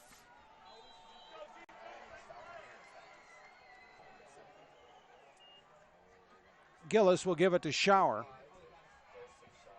Boy, there's a Shower somehow avoided a big hit and kept going. Violent collision over on the sideline, but kept it still going. So Shower ended up getting 6 yards, I think. 6, yeah. He's brought down at the 32. Verona needs a stop. I think Sun Prairie's only punted once all evening. They haven't been able to figure out a very versatile Sun Prairie attack, which looks a lot more in sync than they did the first game against Memorial. They're going deep. That's Nelson. Or is that Nelson? Nope, that's 19. number 19. That is Lanfear. Yep. Dominic Lanfear. So Nelson's usually the guy that goes deep, but this time they tries for Dominic Lanfear, and he almost got it. 3rd and 4 for Sun Prairie.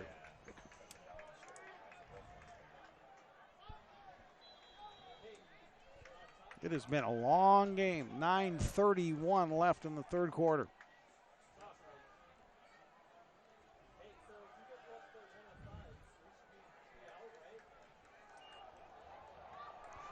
This is the handoff. Yeah, look at that. That's going to be a first down run by Jacob Hellenbrand, the sophomore. He's made his impact tonight. Michael Guy makes the tackle, but not before Hellenbrand gets the necessary yardage for a first down. Great block by Ackley out in front. 9-yard run by Hellenbrand.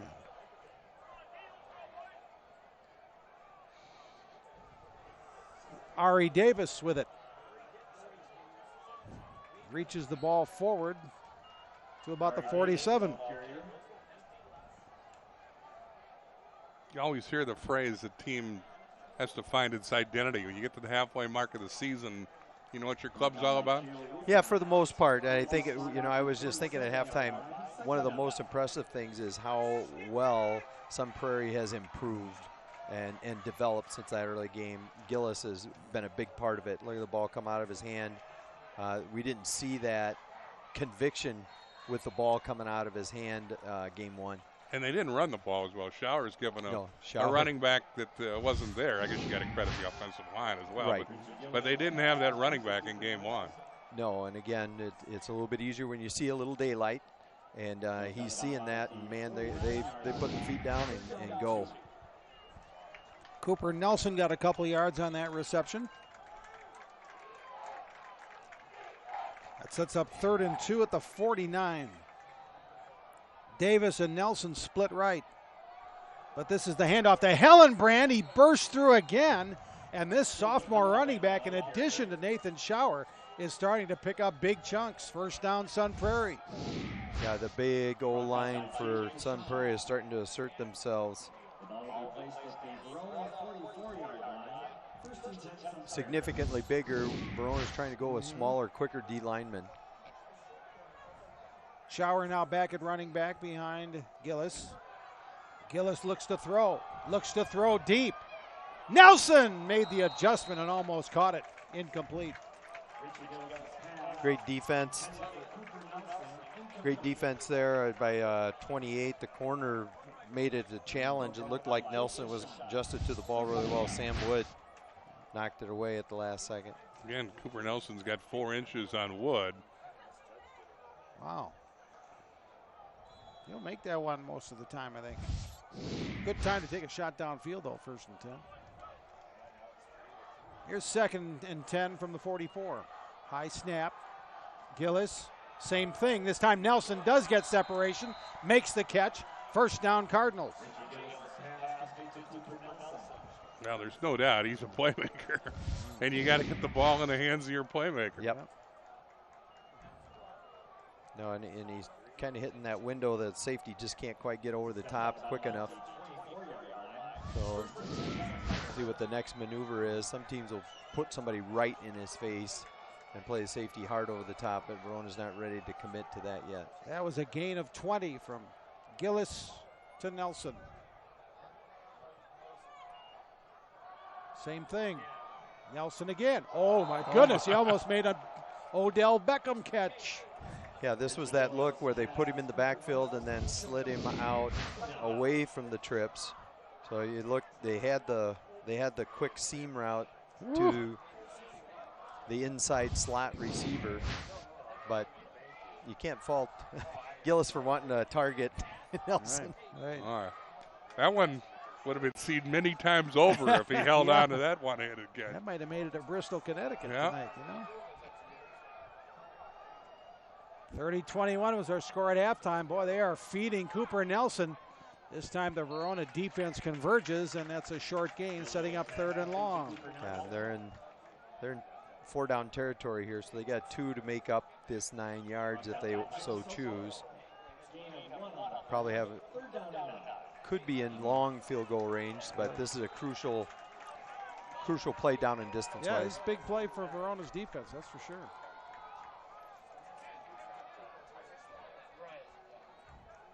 Cooper Nelson certainly been the focus of this drive. Again, he's just a dynamic player. Yeah, they changed things up last time. They stacked him behind Ackley.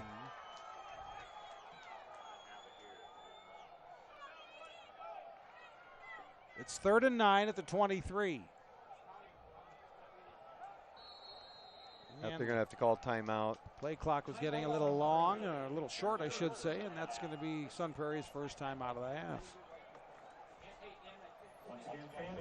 Now Sun Prairie with a 9-point lead and driving, but 3rd and 9 coming up.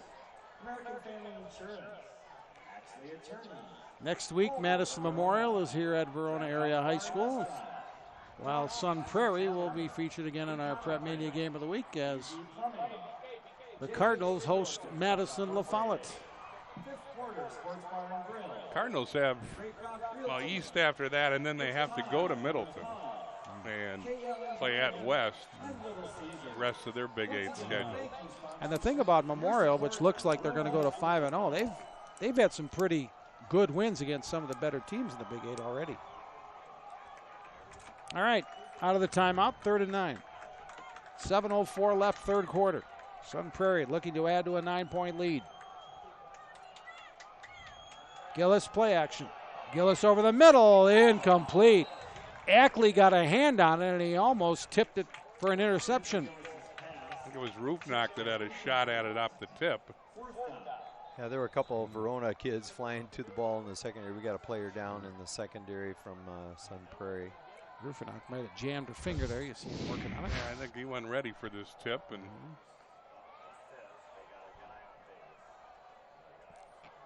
All right, Gillis took another big hit on.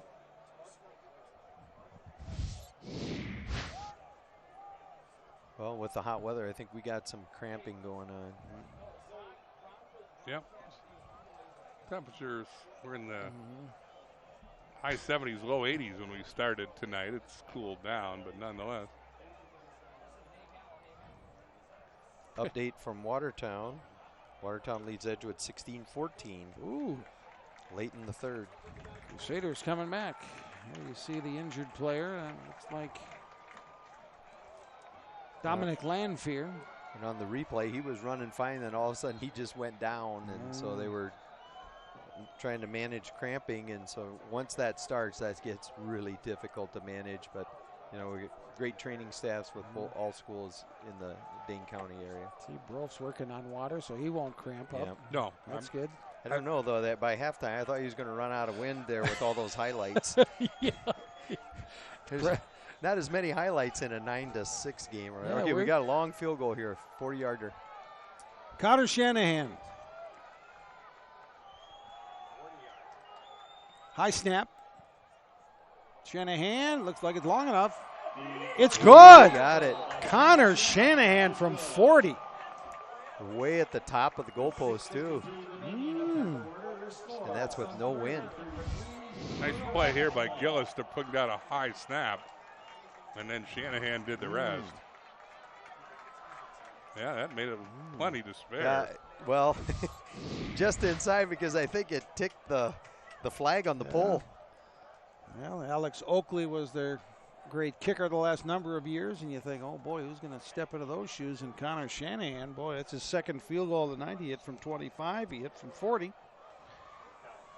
Verona had a 21-16 lead, but 17 straight by the Sun Prairie Cardinals have turned things around. Still 6:54 left third quarter. Sometimes that Badger kickoff will be done by then, right? I think so. Wow. I think we're hitting a crucial point here where Verona has to answer. Yeah.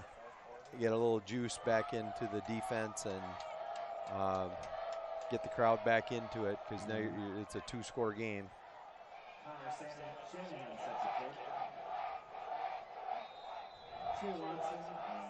Shanahan to kick. Watson and Aker deep for Verona. See if they try and kick it away from number 22, and they do, and the upbacks will fall on it. Well, the good news for Verona is they'll get the ball at about their own 40. Mount Horeb gets a field goal with 9 minutes left in the game, and we have their first lead of the night. They're up 17-14 on unbeaten Baraboo. Ooh. Yeah, they're excited in Baraboo. They gave Stoughton all they could handle in a crossover game. I think Steve Turkington's got one of his better teams. We saw a little film on them from our scrimmage. Okay, here's Bex. Complete. Shea Watson. Good start to the drive for Verona. Gain of 8.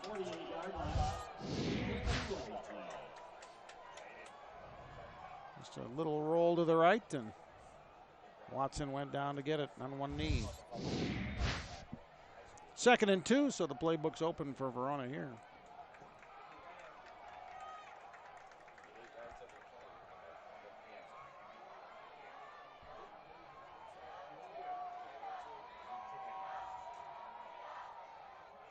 Lindell gets it. Pushes forward. He's going to be very close. Just short. I think he's a little short. 3rd and 1 coming up. Under 6 minutes left, third quarter.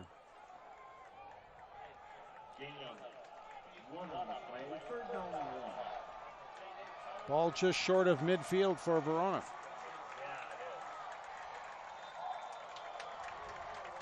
Akers going to come out, and they're going to beef up a little bit on this 3rd and less than 1, really.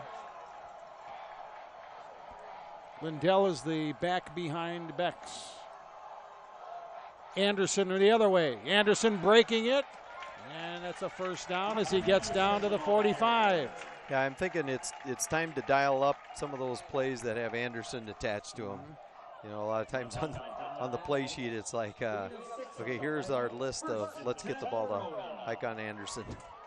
So it's what Verona needs right now. That looked like the play he scored 3 times against Middleton when we did that. It was game exactly earlier, right? that play. Right? Yeah. And I'm sitting here thinking, well, okay, what are they going to use in that 3rd and short? So I think we're going to see a little diet where they try to get him the ball a little bit. Yeah, don't want to show all your cards too early, I guess. Bex, play action, throwing, man wide open. Hakan Anderson. Well, that drive Verona needed is taking shape. They're down inside the 30. Yeah, he just hit kind of that dead spot in the zone area. Right in front of the free safety, just behind the linebacker. Rademacher on the tackle. Yeah, those linebackers, man, do they flow to the ball. They find it all the time. And just like Cooper Nelson's the big play guy for Sun Prairie, Hakan Anderson's been that guy for Verona this season. Absolutely, and it's at this juncture of the game, you got to get the ball into those playmakers' hands. That was a gain of 18. Okay, got that overload formation here again.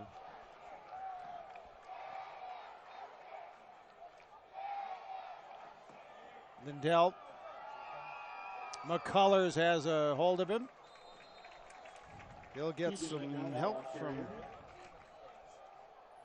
55. That's Nate Byler as well. That's their favorite play out of that overload formation is they're trying to create an extra gap to run into, but they have a little pass play attached off of it. So, but again, Sun Prairie's seen that formation a couple of times. They adjusted very well to it.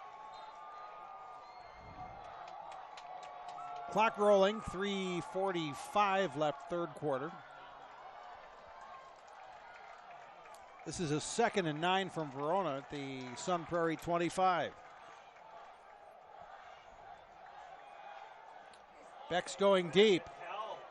Oh, and look at that adjustment.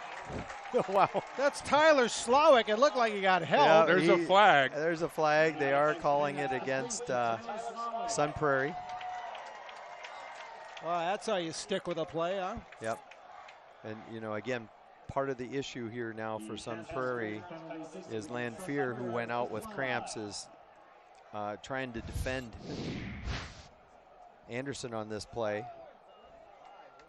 Yeah, there's the interference. Wow. Yep. But, trying to play him both ways, it's only going to be a matter of time before he cramps up again. That's good for 20 yards. Hey, Alan, who do you think is going to get the ball here? Well, this play, I think it's going to be Aker. Yeah, you're right. Not my first rodeo. Well, he's got the speed to the outside. Aker scores. Touchdown, They switched Verona. the running back to get to the outside, and then the other running back had popped it up inside. Aker had the speed to get around the block. They got a really nice block on the edge. Yeah, the Verona fans getting excited as their team has pulled to within 6 with the extra point pending. Yeah, you're right. Verona needed that.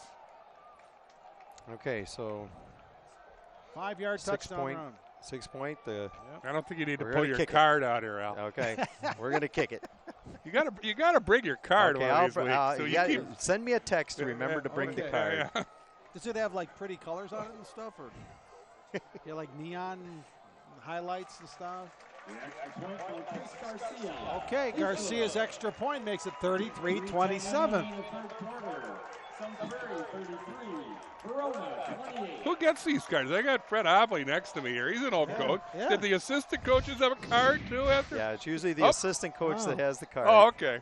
Does Okay. The head coach has too much on his mind to worry about that stuff. Does everybody have the And same card, or are there Yeah, versions no, of the it card? is typically the same card There's one card. and the analytics card, basically. Don't you have it memorized by now? Well, but see, there's always the hunch. And hunch trumps card Okay. I see. when you're the head coach. We have learned a lot this year, I haven't we? know, I tell you. The assistant coach's job is when the coach's hunch overrides the card, he goes, "Are you sure?" How many times have you overridden the card? Not many? Not many. Not many. I always had one assistant that was, kind of was in charge of that and tried to keep me from getting my emotions too far ahead of myself. Here's Garcia's kickoff. That's going out of bounds again, so there's the penalty, and they'll get it at the 35. How many? Oh, go ahead, bro. No, second time tonight that's happened. So, Alan, the times you have gone against the card, what is your successful percentage of that? I remember the last time I went against the card. This isn't going to go well, is it? It did not go well, but we still won the game. So what was the deal? I just had that hunch. Yeah. Okay, now here's an interesting. Typically, you take it at the 35, Yes. and some Prairie is elected to back them up and kick it again. So they're playing the hunch that we can get better than the 35. You changed that subject awful quick on that, no. I noticed, before you told the story. Yeah. All right. 3:10 left, the third quarter. 33-28. So Garcia will kick it again. Garcia's 5'4", 155 pounds. We saw the Sun Prairie guy run off the field, the kicker. If I were Garcia, I might consider that. Oh, boy. That's a funky-looking kick there to the 41. It's been kind of interesting that, kickoffs in general with, there's different rules about what you can and cannot do. So this is kind of a popular trend is little pop-up kicks and try to get your defensive guys there before they can decide what they're going to do. You can actually fair catch a kickoff, which a lot of people don't realize. Brendan Shannon grabbed it and just headed for the sidelines. 41-yard line, 1st and 10, Sun Prairie. Well, here's Gillis running it again and getting big yardage. Now this is that set. They go twins to one side, tight end, running back. They have the running play tagged with a quarterback keep and on a wide receiver screen if needed. That has not been a component of their offense this season, but it's been an effective play tonight. Gillis with 2 scoring runs. And that's a 10-yard first down run for Gillis there. Down to 2:43 left in the third quarter.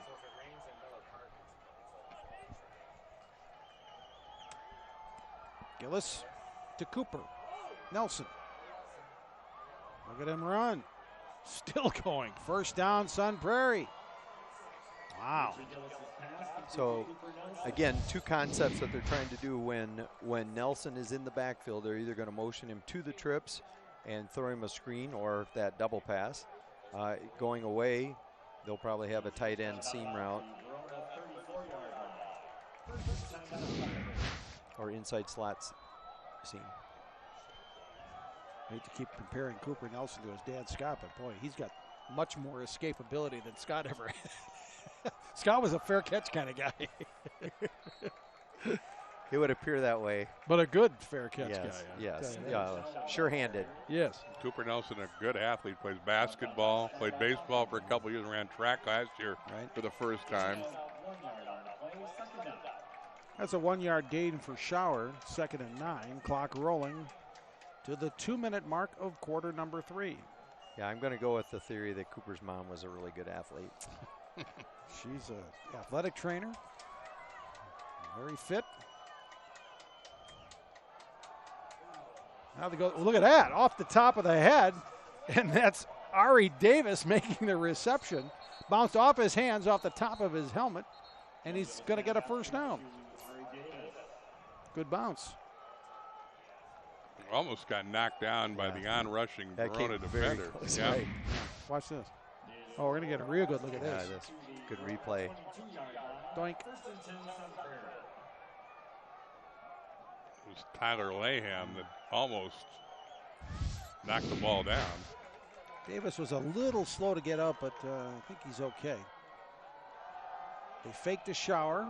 They throw to the sideline, and Davis and Nelson were both there in the same area. Pass incomplete.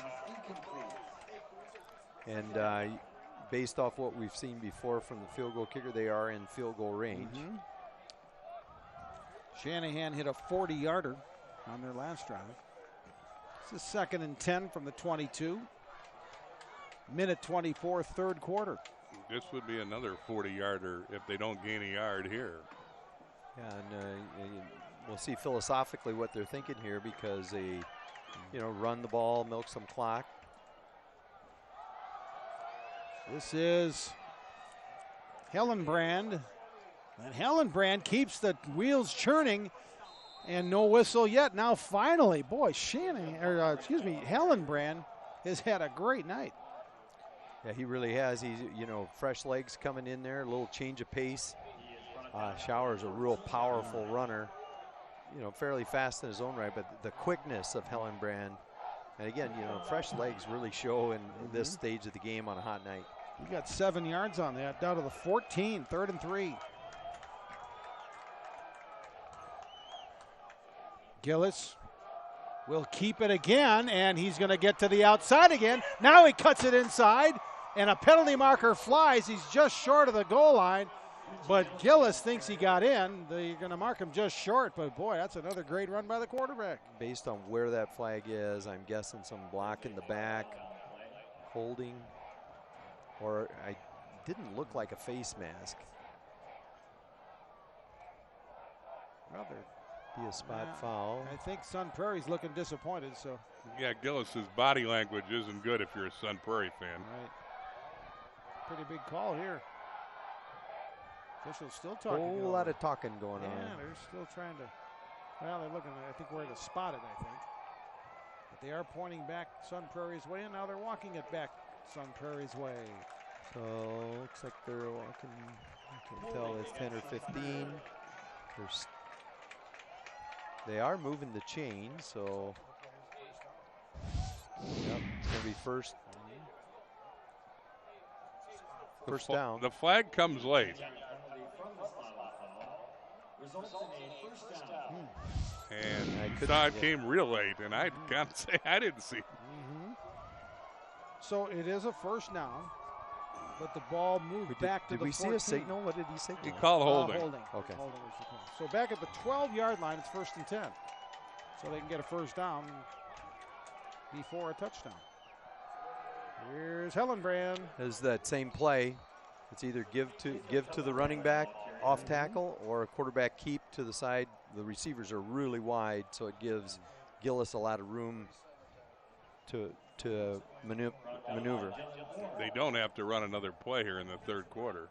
Dylan Bourne made that last tackle. I don't think they will either. 6-yard gain. I think this is going to be it. So both teams scored Trade touchdown. 30-21 at half, then Shanahan with a field goal, and then Jackson Aker with a 5-yard touchdown run. We go to the fourth quarter. It's a 5-point lead for the visiting Sun Prairie Cardinals. Back with the final 12 minutes in a moment. You're watching the Prep Mania Game of the Week on TVW and channel3000.com.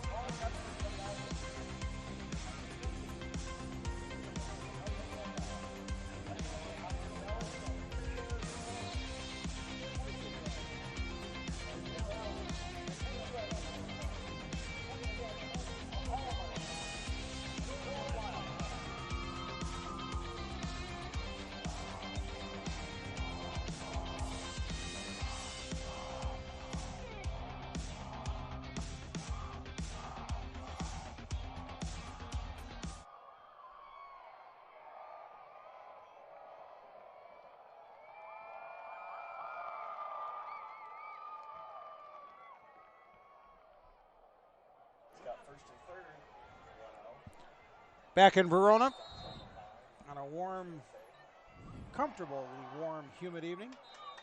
Alan Minard, Bill Brophy, Jay Wilson. Here we go. Start of the fourth quarter. Sun Prairie knocking on the door. 2nd and 4. At Shower, he's got 3 touchdowns tonight, or have they signaled? Yes, touchdown. 3rd touchdown of the night for Nathan Shower.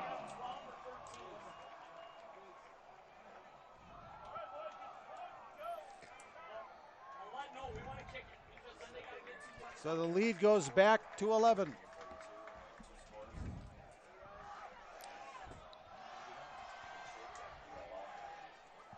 Shanahan has been busy with extra points tonight. A couple of field goals, too. This is a crucial extra point because 11 points gives you a chance to touchdown, 2-point conversion, a field goal. Yep. 12 points. He really bangs them through, doesn't he? Nice kick. 12-point lead. 2 touchdowns needed. Sun Prairie up to 40. So they're on their average. In fact, they're a little ahead of their scoring average for the season. There's another touchdown from Shower. Nice hesitation. Got the patient hole to open, and in he goes. Shower's just a junior, 5'11", 185 pounds. His 3rd of the night. And how many in the year? Who asked? 6. There you go. So he equals his touchdown total here in one night. Big guys up front. Zarosley, Walker, Drakowski, Johnson, Barksdale for Sun Prairie. Big guys. They've been good, particularly the second half. In the Badger, Malik Winston, one of the better running backs in the area, catches a 71-yard pass. Von Horeb now up on Baraboo 24-14 with 7 minutes left.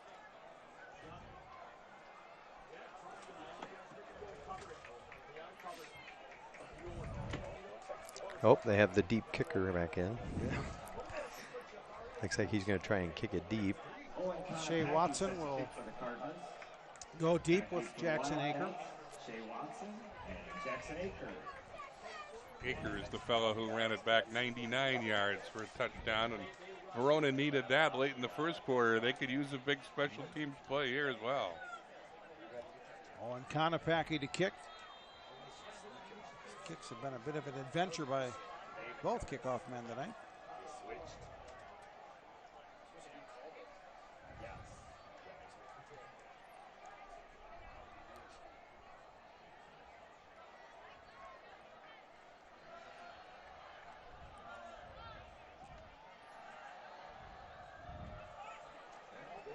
Konopacki booms this one to the 5. Here's Aker. Yeah, there's great coverage by the Sun Prairie kickoff return team. Wea was there, number 6, to lead the coverage for the Cardinals. Yeah, I think they decided that they were giving up too good a field position that they better just bow up and learn how to cover kicks. There you go. Good call. So again, the Wildcat offense needs to respond here after the Nathan Shower touchdown run.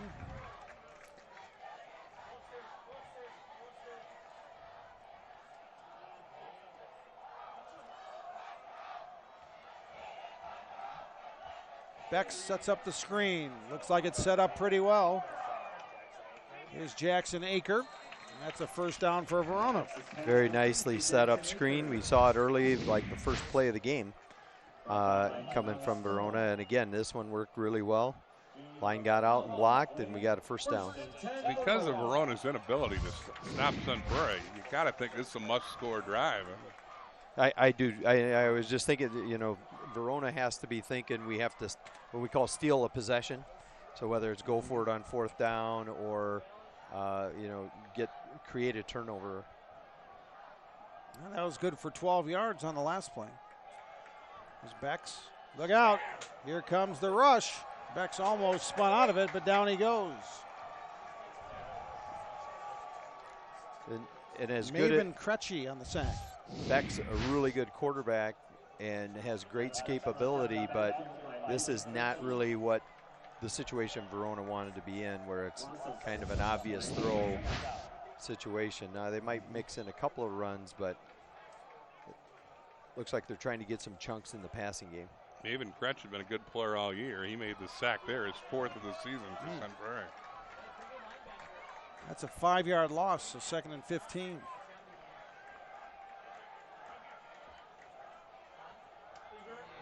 There's that counter handoff, and here's Hawken Anderson. And he gets back most of that yardage to just short of a first down, but it's going to be 3rd and 4 or so for Verona.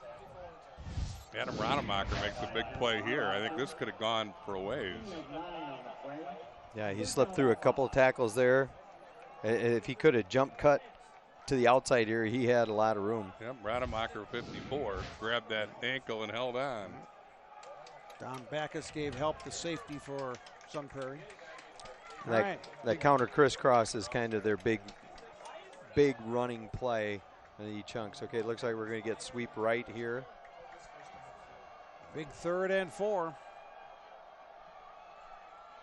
Play action off of the look with the jet sweep. Becks. Oh, diving catch? No, not quite. Yeah, they used Shea Watson, 4th down. Used the jet sweep. He had the tight end wide open across the middle. So here's decision time. Well, it's got to be 4-down territory. I think Dave's going for it. His odds of making the 4th, it's one of those things, one of those dangers of, is it easier to get the 4th and 4 or stop Sun Prairie? Yeah. All right. So they had a good play last. He just missed him. Brian Kaminsky trying to get the Sun Prairie fans going along the far sideline. Here's 4th down and 4 for Verona. The handoff is to Aker. Slips a tackle, and he's staying along the sideline. That's going to be a 1st down, Verona. Wow, Jacob Powley had him, which would have stopped him, but Aker got to the outside and got the 1st. Yeah, that was put it on Aker's shoulders. They used the fake of the jet sweep. 10 actually played it really well. He just didn't get the ball turned back into the buddies. Ran through Jacob Powley's tackle to make a big play. Aker's big night continues with a critical 1st down for Verona. Becks. Deep. Oh my goodness, did he get it? Dom Backus with a diving, rolling interception. And he might be hurt. I think he fell on the ball. But that's the first turnover of the night. Cramp. How about that play by Dom Backus? He got spun around, yet still made the huge interception for Sun Prairie. Wow. Great catch. Great look from our end zone. Oh, he's cramping, grabbing his hamstring. Again, Sun Prairie was so successful last year because their ability to have takeaways. First one tonight, and that was a big play. Our first hot dog hero. That's Adam Beck's first interception of the year, the Verona quarterback. Yeah, Sun Prairie's one of their assistant coaches gives out hot dogs for turnovers. So they call them hot dog heroes. So yeah, Coach Richardson was trying to starve them tonight, but they got their first turnover. I think that's worthy of one. Might be worthy of 2. From their own 6. Oh, huge hole. Shower can only get to the 10, though. It closed quickly. Dylan Bourne was there for Verona. Tell you, Bourne, you can see why he was all conference last year. He's a search and destroy linebacker, and that looked like a big gain, and that window closed fast. Yeah, that looked like that could have gone a long, long way. You can justify that interception saying it's the same as a punt if your defense makes a stop here. And Verona hasn't been able to stop Sun Prairie's diversified attack most of the night. It's a big if. Sun Prairie likes seeing that clock run. 9:05 left, 4th quarter. Shower again. Big 3rd down play coming up.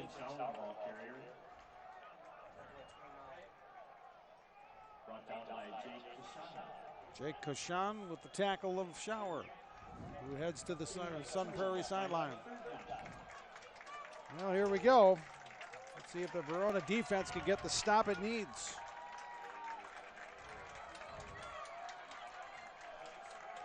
They're down. We got Hellenbrand in the backfield now. If Sun Prairie gets a first down, they'll be able to chew up a lot more clock, too. Two receivers split way, way wide to the right. That's Nelson and Davis. Here's Hellenbrand, driven back. I think they have him marked short. He had a little running room, but that hole closed very quickly. Tyler Layham and Bourne, I think, both closed the hole. 4th and 1 at the 12. The Ham, I'm told, the pronunciation. Okay, there you go. But he made a big play, and it appears Sun Prairie, well, looks like they're going to go for it on 4th and 1. Down. Are you kidding? This has got to be draw them offside, right? What do you think, Coach? I would be shocked if this ball gets snapped. But we were shocked when that other one got snapped, right? That's what I'm saying is intentionally anyway. From your own 15. The part that would scare me to death is that someone didn't get the memo and that center snaps the ball. You're up 12 at your own 15. Yeah. But everybody got the memo. So this is why on Saturday morning all the defensive coaches have are hoarse and can't talk. Watch the ball. Watch the ball. It's going to be a fake. All right, so timeout is called. Sun Prairie's down to 1 timeout in the second half. They probably don't need many. Verona has all 3. Other tricks to the trade, you do a little shift or something to try to draw somebody off, and I'm sure Verona is talking over those type of situations. But this is really crucial to come out of this with good field goal position. This is a typically sellout block, or if you have real confidence in your return. One of the hardest things with high school football is you never really know where a high school kid's going to punt a ball. Mm-hmm. And so therefore it's really hard to really plan on a return. And both these teams like that rugby style. So I would kind of look for Verona to go for a block here because the punter is not real deep. Shanahan's the punter as well as the kicker. Yeah, they've put the big boy punter in. So he's got a pretty good leg. That looks like Shanahan, huh? Yep. Right.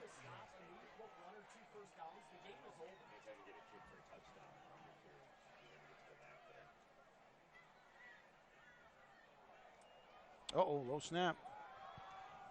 He got it okay. And he'll just kick it out of bounds. Yep. Yep. And both these teams are really good with their punting game where they're almost never returns against them. They punt the ball out of bounds or pin it on the numbers.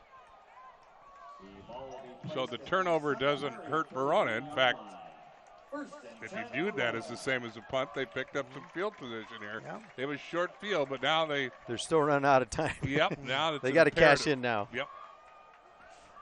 Plus territory for Verona at the 49. They have all 3 timeouts remaining.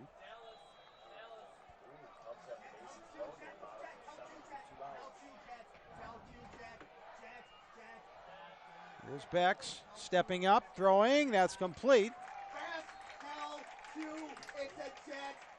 That's Jamel Stone on the reception. That's Sam Wood on the reception for Verona. Got about 5, maybe 6. Bex again. Wow, what a great throw and catch. Hawk and Anderson. Right on rhythm. And that's a first down for Verona. Both these kids are juniors, both Bex and Anderson, so you'll see that hook up for a couple seasons now. Anderson a grab at the 38. The throw again. Now Beck steps up. Got him wide open. That's Slowick. Again, the clock will stop while the chains are getting set up. Verona chain gang cooperating by walking kind of slow down to get set up. All right, they've gone from the 49 to the 10 in no time. Now Verona's knocking on the door in the red zone. Bex slips out of some initial trouble. He's just going to throw this one away. Okay, no harm on first down for Verona. There's a we got a flag in the secondary. secondary. Oh, boy. Right at the goal line. That can't be good for Sun Prairie.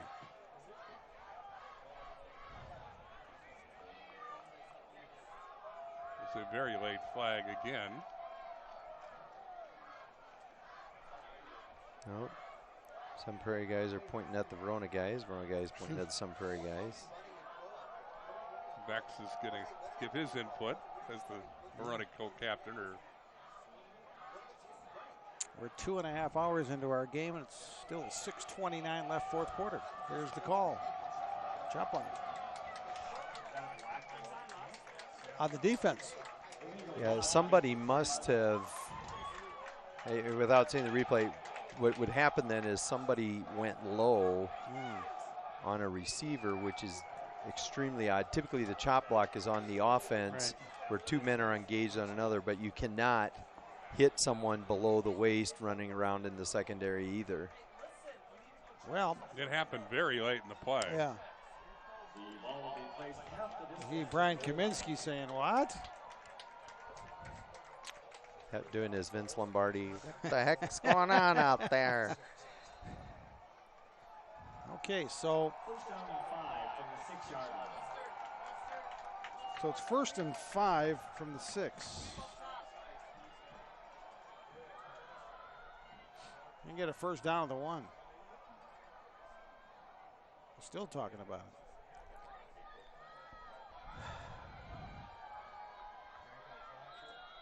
it. Okay.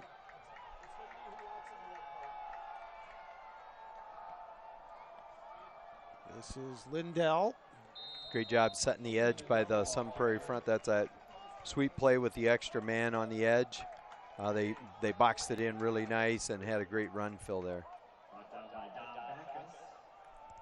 Dom Backus, who made that interception earlier, made the tackle there. Now, last week we saw Wanakee hold up billboards with the Minions, the Red Sox logo, everything else. Here, Bex comes over more often than not to actually hear from Dave Richardson what the play call is. Yeah. What's the thinking here? Yeah, no, that's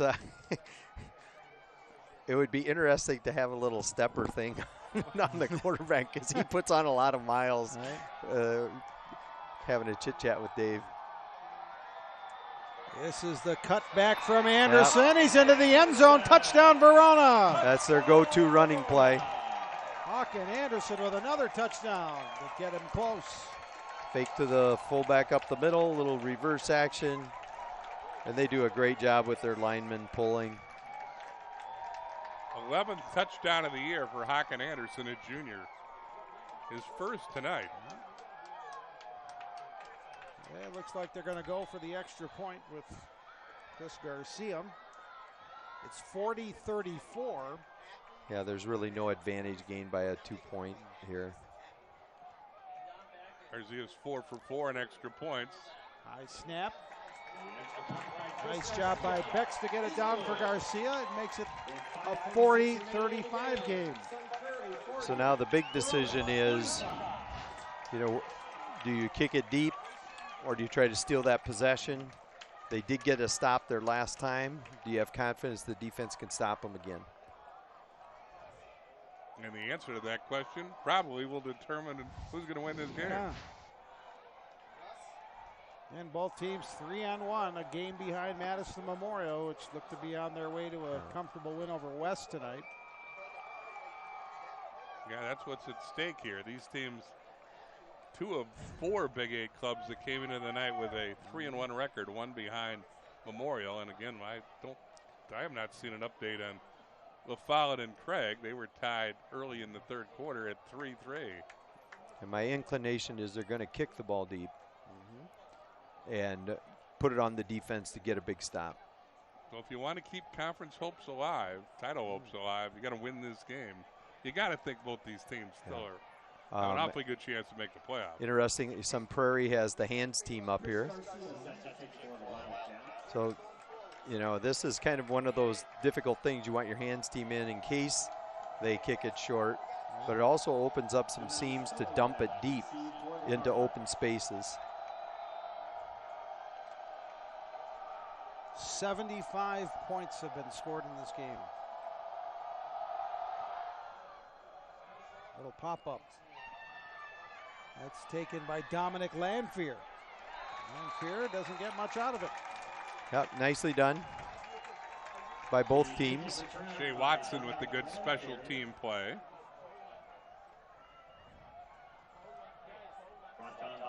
So if you're Sun Prairie, you figure you got to take some time off the clock in this drive. Right. Points would be a real bonus. In fact, if you score, you win the game, probably. Okay, it's at the 32-yard line, 1st and 10, Sun Prairie. Shower. Big gain on 1st down. He'll get out to the 45. I think you're going to see a heavy dose of that play, and with Gillis having the option to keep off of it. Nathan Shower with 3 touchdown runs tonight, running hard. Look at the block by Ackley on that replay.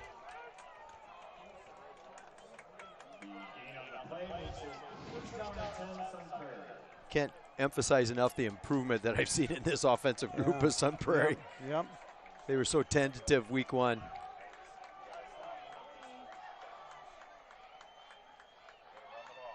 Shower. Bouncing off tacklers. That's going to be another Sun Prairie 1st down as Shower continues to run hard. Yeah, you hear like Gruden and some of the guys talk about 4-minute offense. So this is work the clock, get up slow when you're ahead. Defense has to hurry up, get set, try to get the ball spotted right away. Yards after contact for Nathan Shower.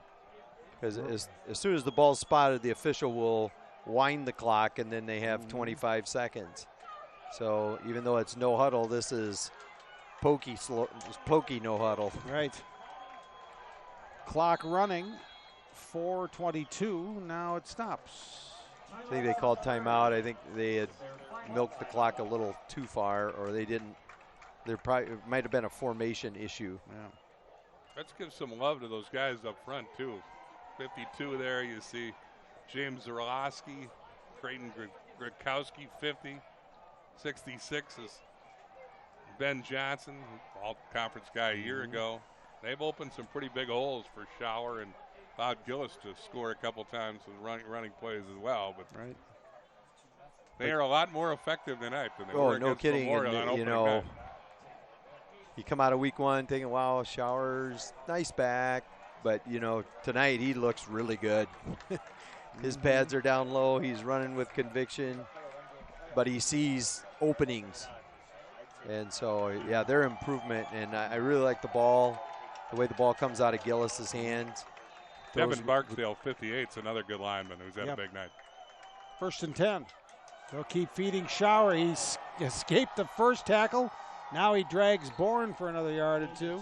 That's one of the most frustrating things as a defensive coordinator. You get the call when the guy shoots the gap.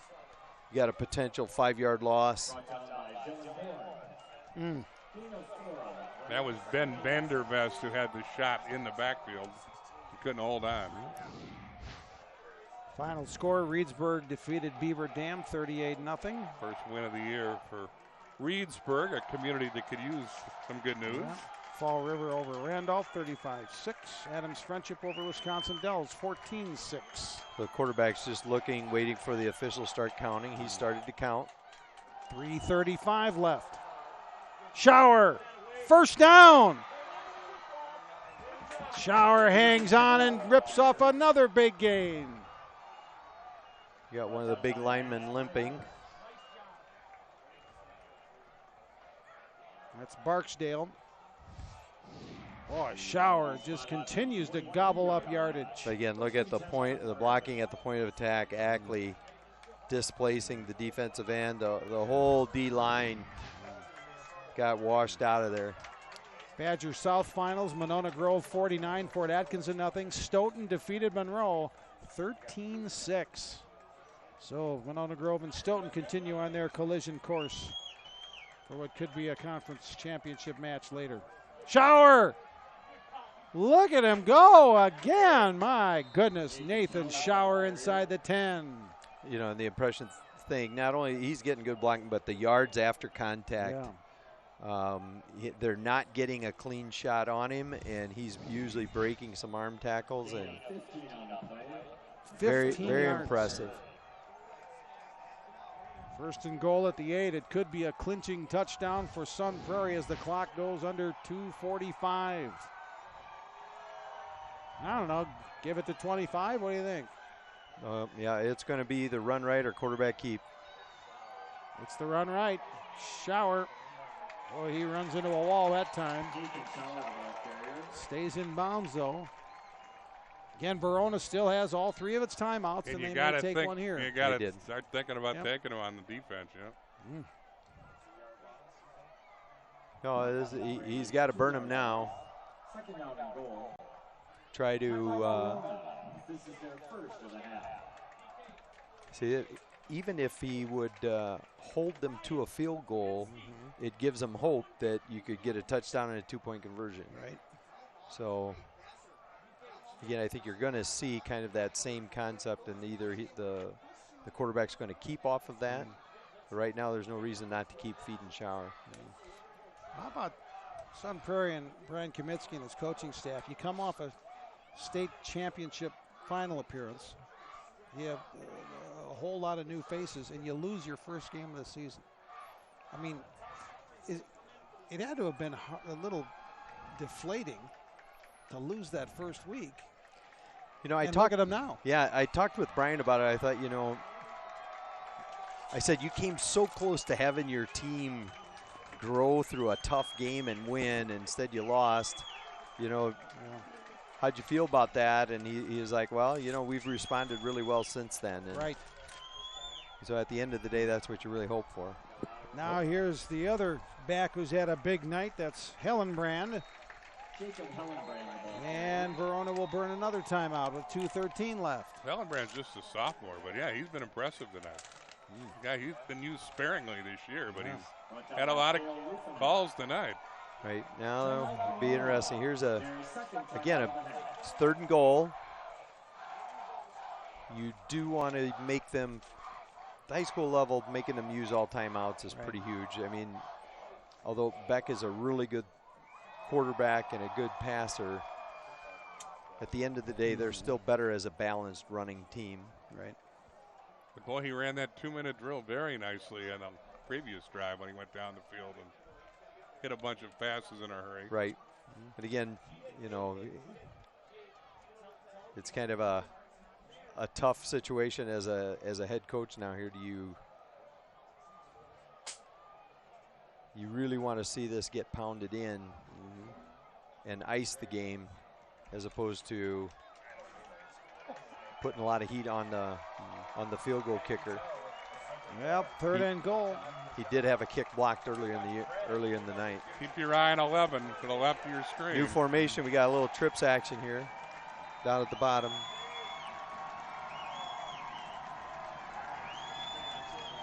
Oh, direct snap. Now here's Nelson the other way. He gets the corner, but he doesn't get the end zone. Now, did he go out of bounds? Yep. I think he went out of bounds, which will save Verona a timeout. Boy, a very creative call. The direct snap to Shower, who pitches to Nelson. For a split second, it looked like he was going to make it, but there's our born to be a linebacker, man. Did he chase this down and close it? Yeah, he did go out of bounds. They're going to go field goal. Yep. Shanahan has made 2 tonight from 25 and 40. This would give Sun Prairie an 8-point lead with 2:06 left. Got it. So Shanahan with his 3rd tonight. That was 21 yards, I believe. Sun Prairie 43, Verona But 35. the door is left open a crack for Verona. And they have a timeout in their back pocket. In the final 2:02. 43-35. So if you like scoring in big plays, you've come to the right place. Quite the game. Yeah, sure has. Okay, now, again, decision time on the kickoff. You can't kick it at the guy who's run one back 99 yards, can you? I keep waiting for them to kick it to someone other than 22. But when you come over here, you've got 17. I certainly would not want to kick to Anderson. And, you know, I haven't seen enough of the number 2 Watson. He looks pretty athletic, but I would, my pecking order, I would not want to see Anderson or Aker get this. Shanahan boomed the first kickoff into the end zone. I would be very tempted to kick it a little dribbler down the middle. But he has since kicked up 6 other times and kicked 3 field goals, so his leg may not be as Well, he has not been the deep kicker. So I think they're going to a little chip shot. There you Dribbler. There's my dribbler. They're going to get good field position out of this. 2 hands there, young man. Yeah, so That's it's Ryan Van Handel, who has about a touchdown 60 reception earlier tonight. about 64 yards to pay dirt. Oof. with a timeout. Yeah, here we go.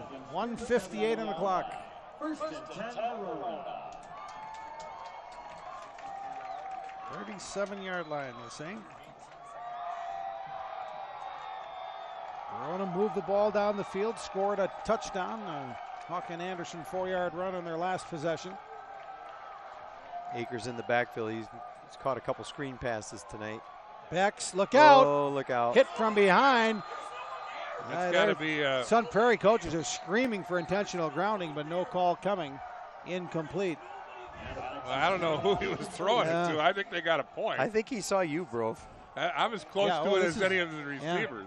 That's right at Brof, yeah. Yeah, there was. Oh, now we're having a little conference. Well, I think with maybe some encouragement from the far There we go. sideline. Okay. Well, now Verona's defense is they hit him while he was throwing, so that wasn't where he was aiming it. Yeah, there. But that sure looked like an act of desperation by Becks. It did. And I know there was a receiver in his sight line. It just looked really bad, like intentional grounding. So it will be grounding. Loss of down. The other thing, they got to hustle. They got to hustle because the clock is going to start. Yep. As soon as they get this marked off, yep, they're hustling up. Okay, so second down and a lot. Second and 25. Going with 3-man rush. Becks. Ooh, that's a great catch by Anderson. But he did not get out of bounds. He didn't keep him on his feet. And he's still far from first down. So it's third down, 17 from the 37. Verona has to hit one here, but it's intercepted. We are, I think. Yep. The pick by Jahari Wea, and Sun Prairie looks to close it out with 1:29 left. So Becks, who hadn't thrown an interception all season, is picked for the second time tonight, and that one could do it for Sun Prairie. Leah's cousin is an all-conference player, all-state player in Madison Memorial. He was looking for Anderson, but underthrew him. This is the other, they're in that tricky area where they're really close to being able to take a knee. But I think they're going to run one play. They're going to have to run 3 plays, aren't they? With the timeout that Verona's right. I think they're going to have to run one play, and before they can take a knee. Okay, he ended up taking the knee, but on the move, and that's kind of dangerous because the gentlemanly thing to do is to say we're going to take a knee so they don't come and cheap shot you there. Where that left Gillis kind of vulnerable there. Clock running. Well, now it Verona, stops at 107. Verona, Boy, they burned their last timeout. They let that run about 15 seconds, too, before they called the timeout. Right. All right. So the Sun Prairie Cardinals, the defending conference champions, second in the state last year. Heavy losses on both sides of the ball, some of their top playmakers, but after an opening week loss, it looks like, well, barring something very unforeseen, I guess it might be a little too early to say they're going to 4-1. If they can get to 4-1, that'd be quite an accomplishment. They get Follett next week in Sun Prairie. Then they play East, which is winless. And then a big game at Middleton and at West to close out the Big 8 schedule for Sun Prairie. Yeah, they figure they have their hands full with La Follette next week. That's going to be our game of the week, 7 o'clock tomorrow night or Friday night on TVW. Craig has beaten La Follette 17-10. Wow. So Craig goes to 4-1. We'll see them in 2 weeks at Middleton.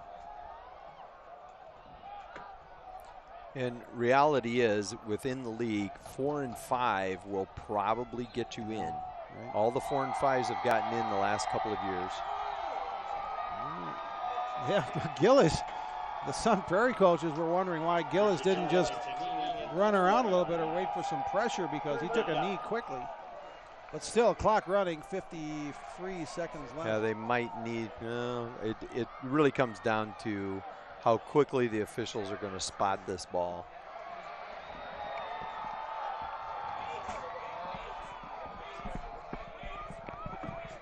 .37 seconds. So Craig and Sun Prairie will be 1 game behind unbeaten Madison Memorial in the Big 8 as we pass the halfway mark. And who saw that coming?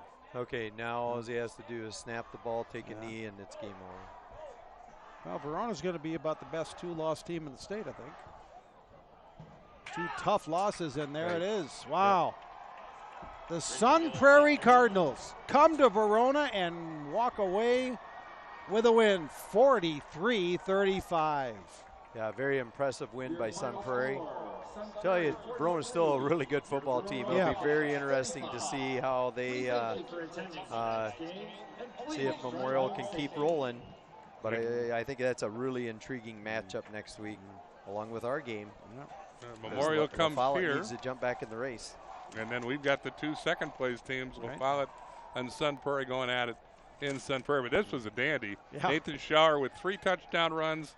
Richie Gillis with a pair of touchdown runs. Didn't forget the kicker, I guess. Connor Shanahan with 3 field goals. And Sun Prairie's a lot better club than the one we saw to open the season when they lost to Memorial. They are still around and for real and very much in the Big 8 race.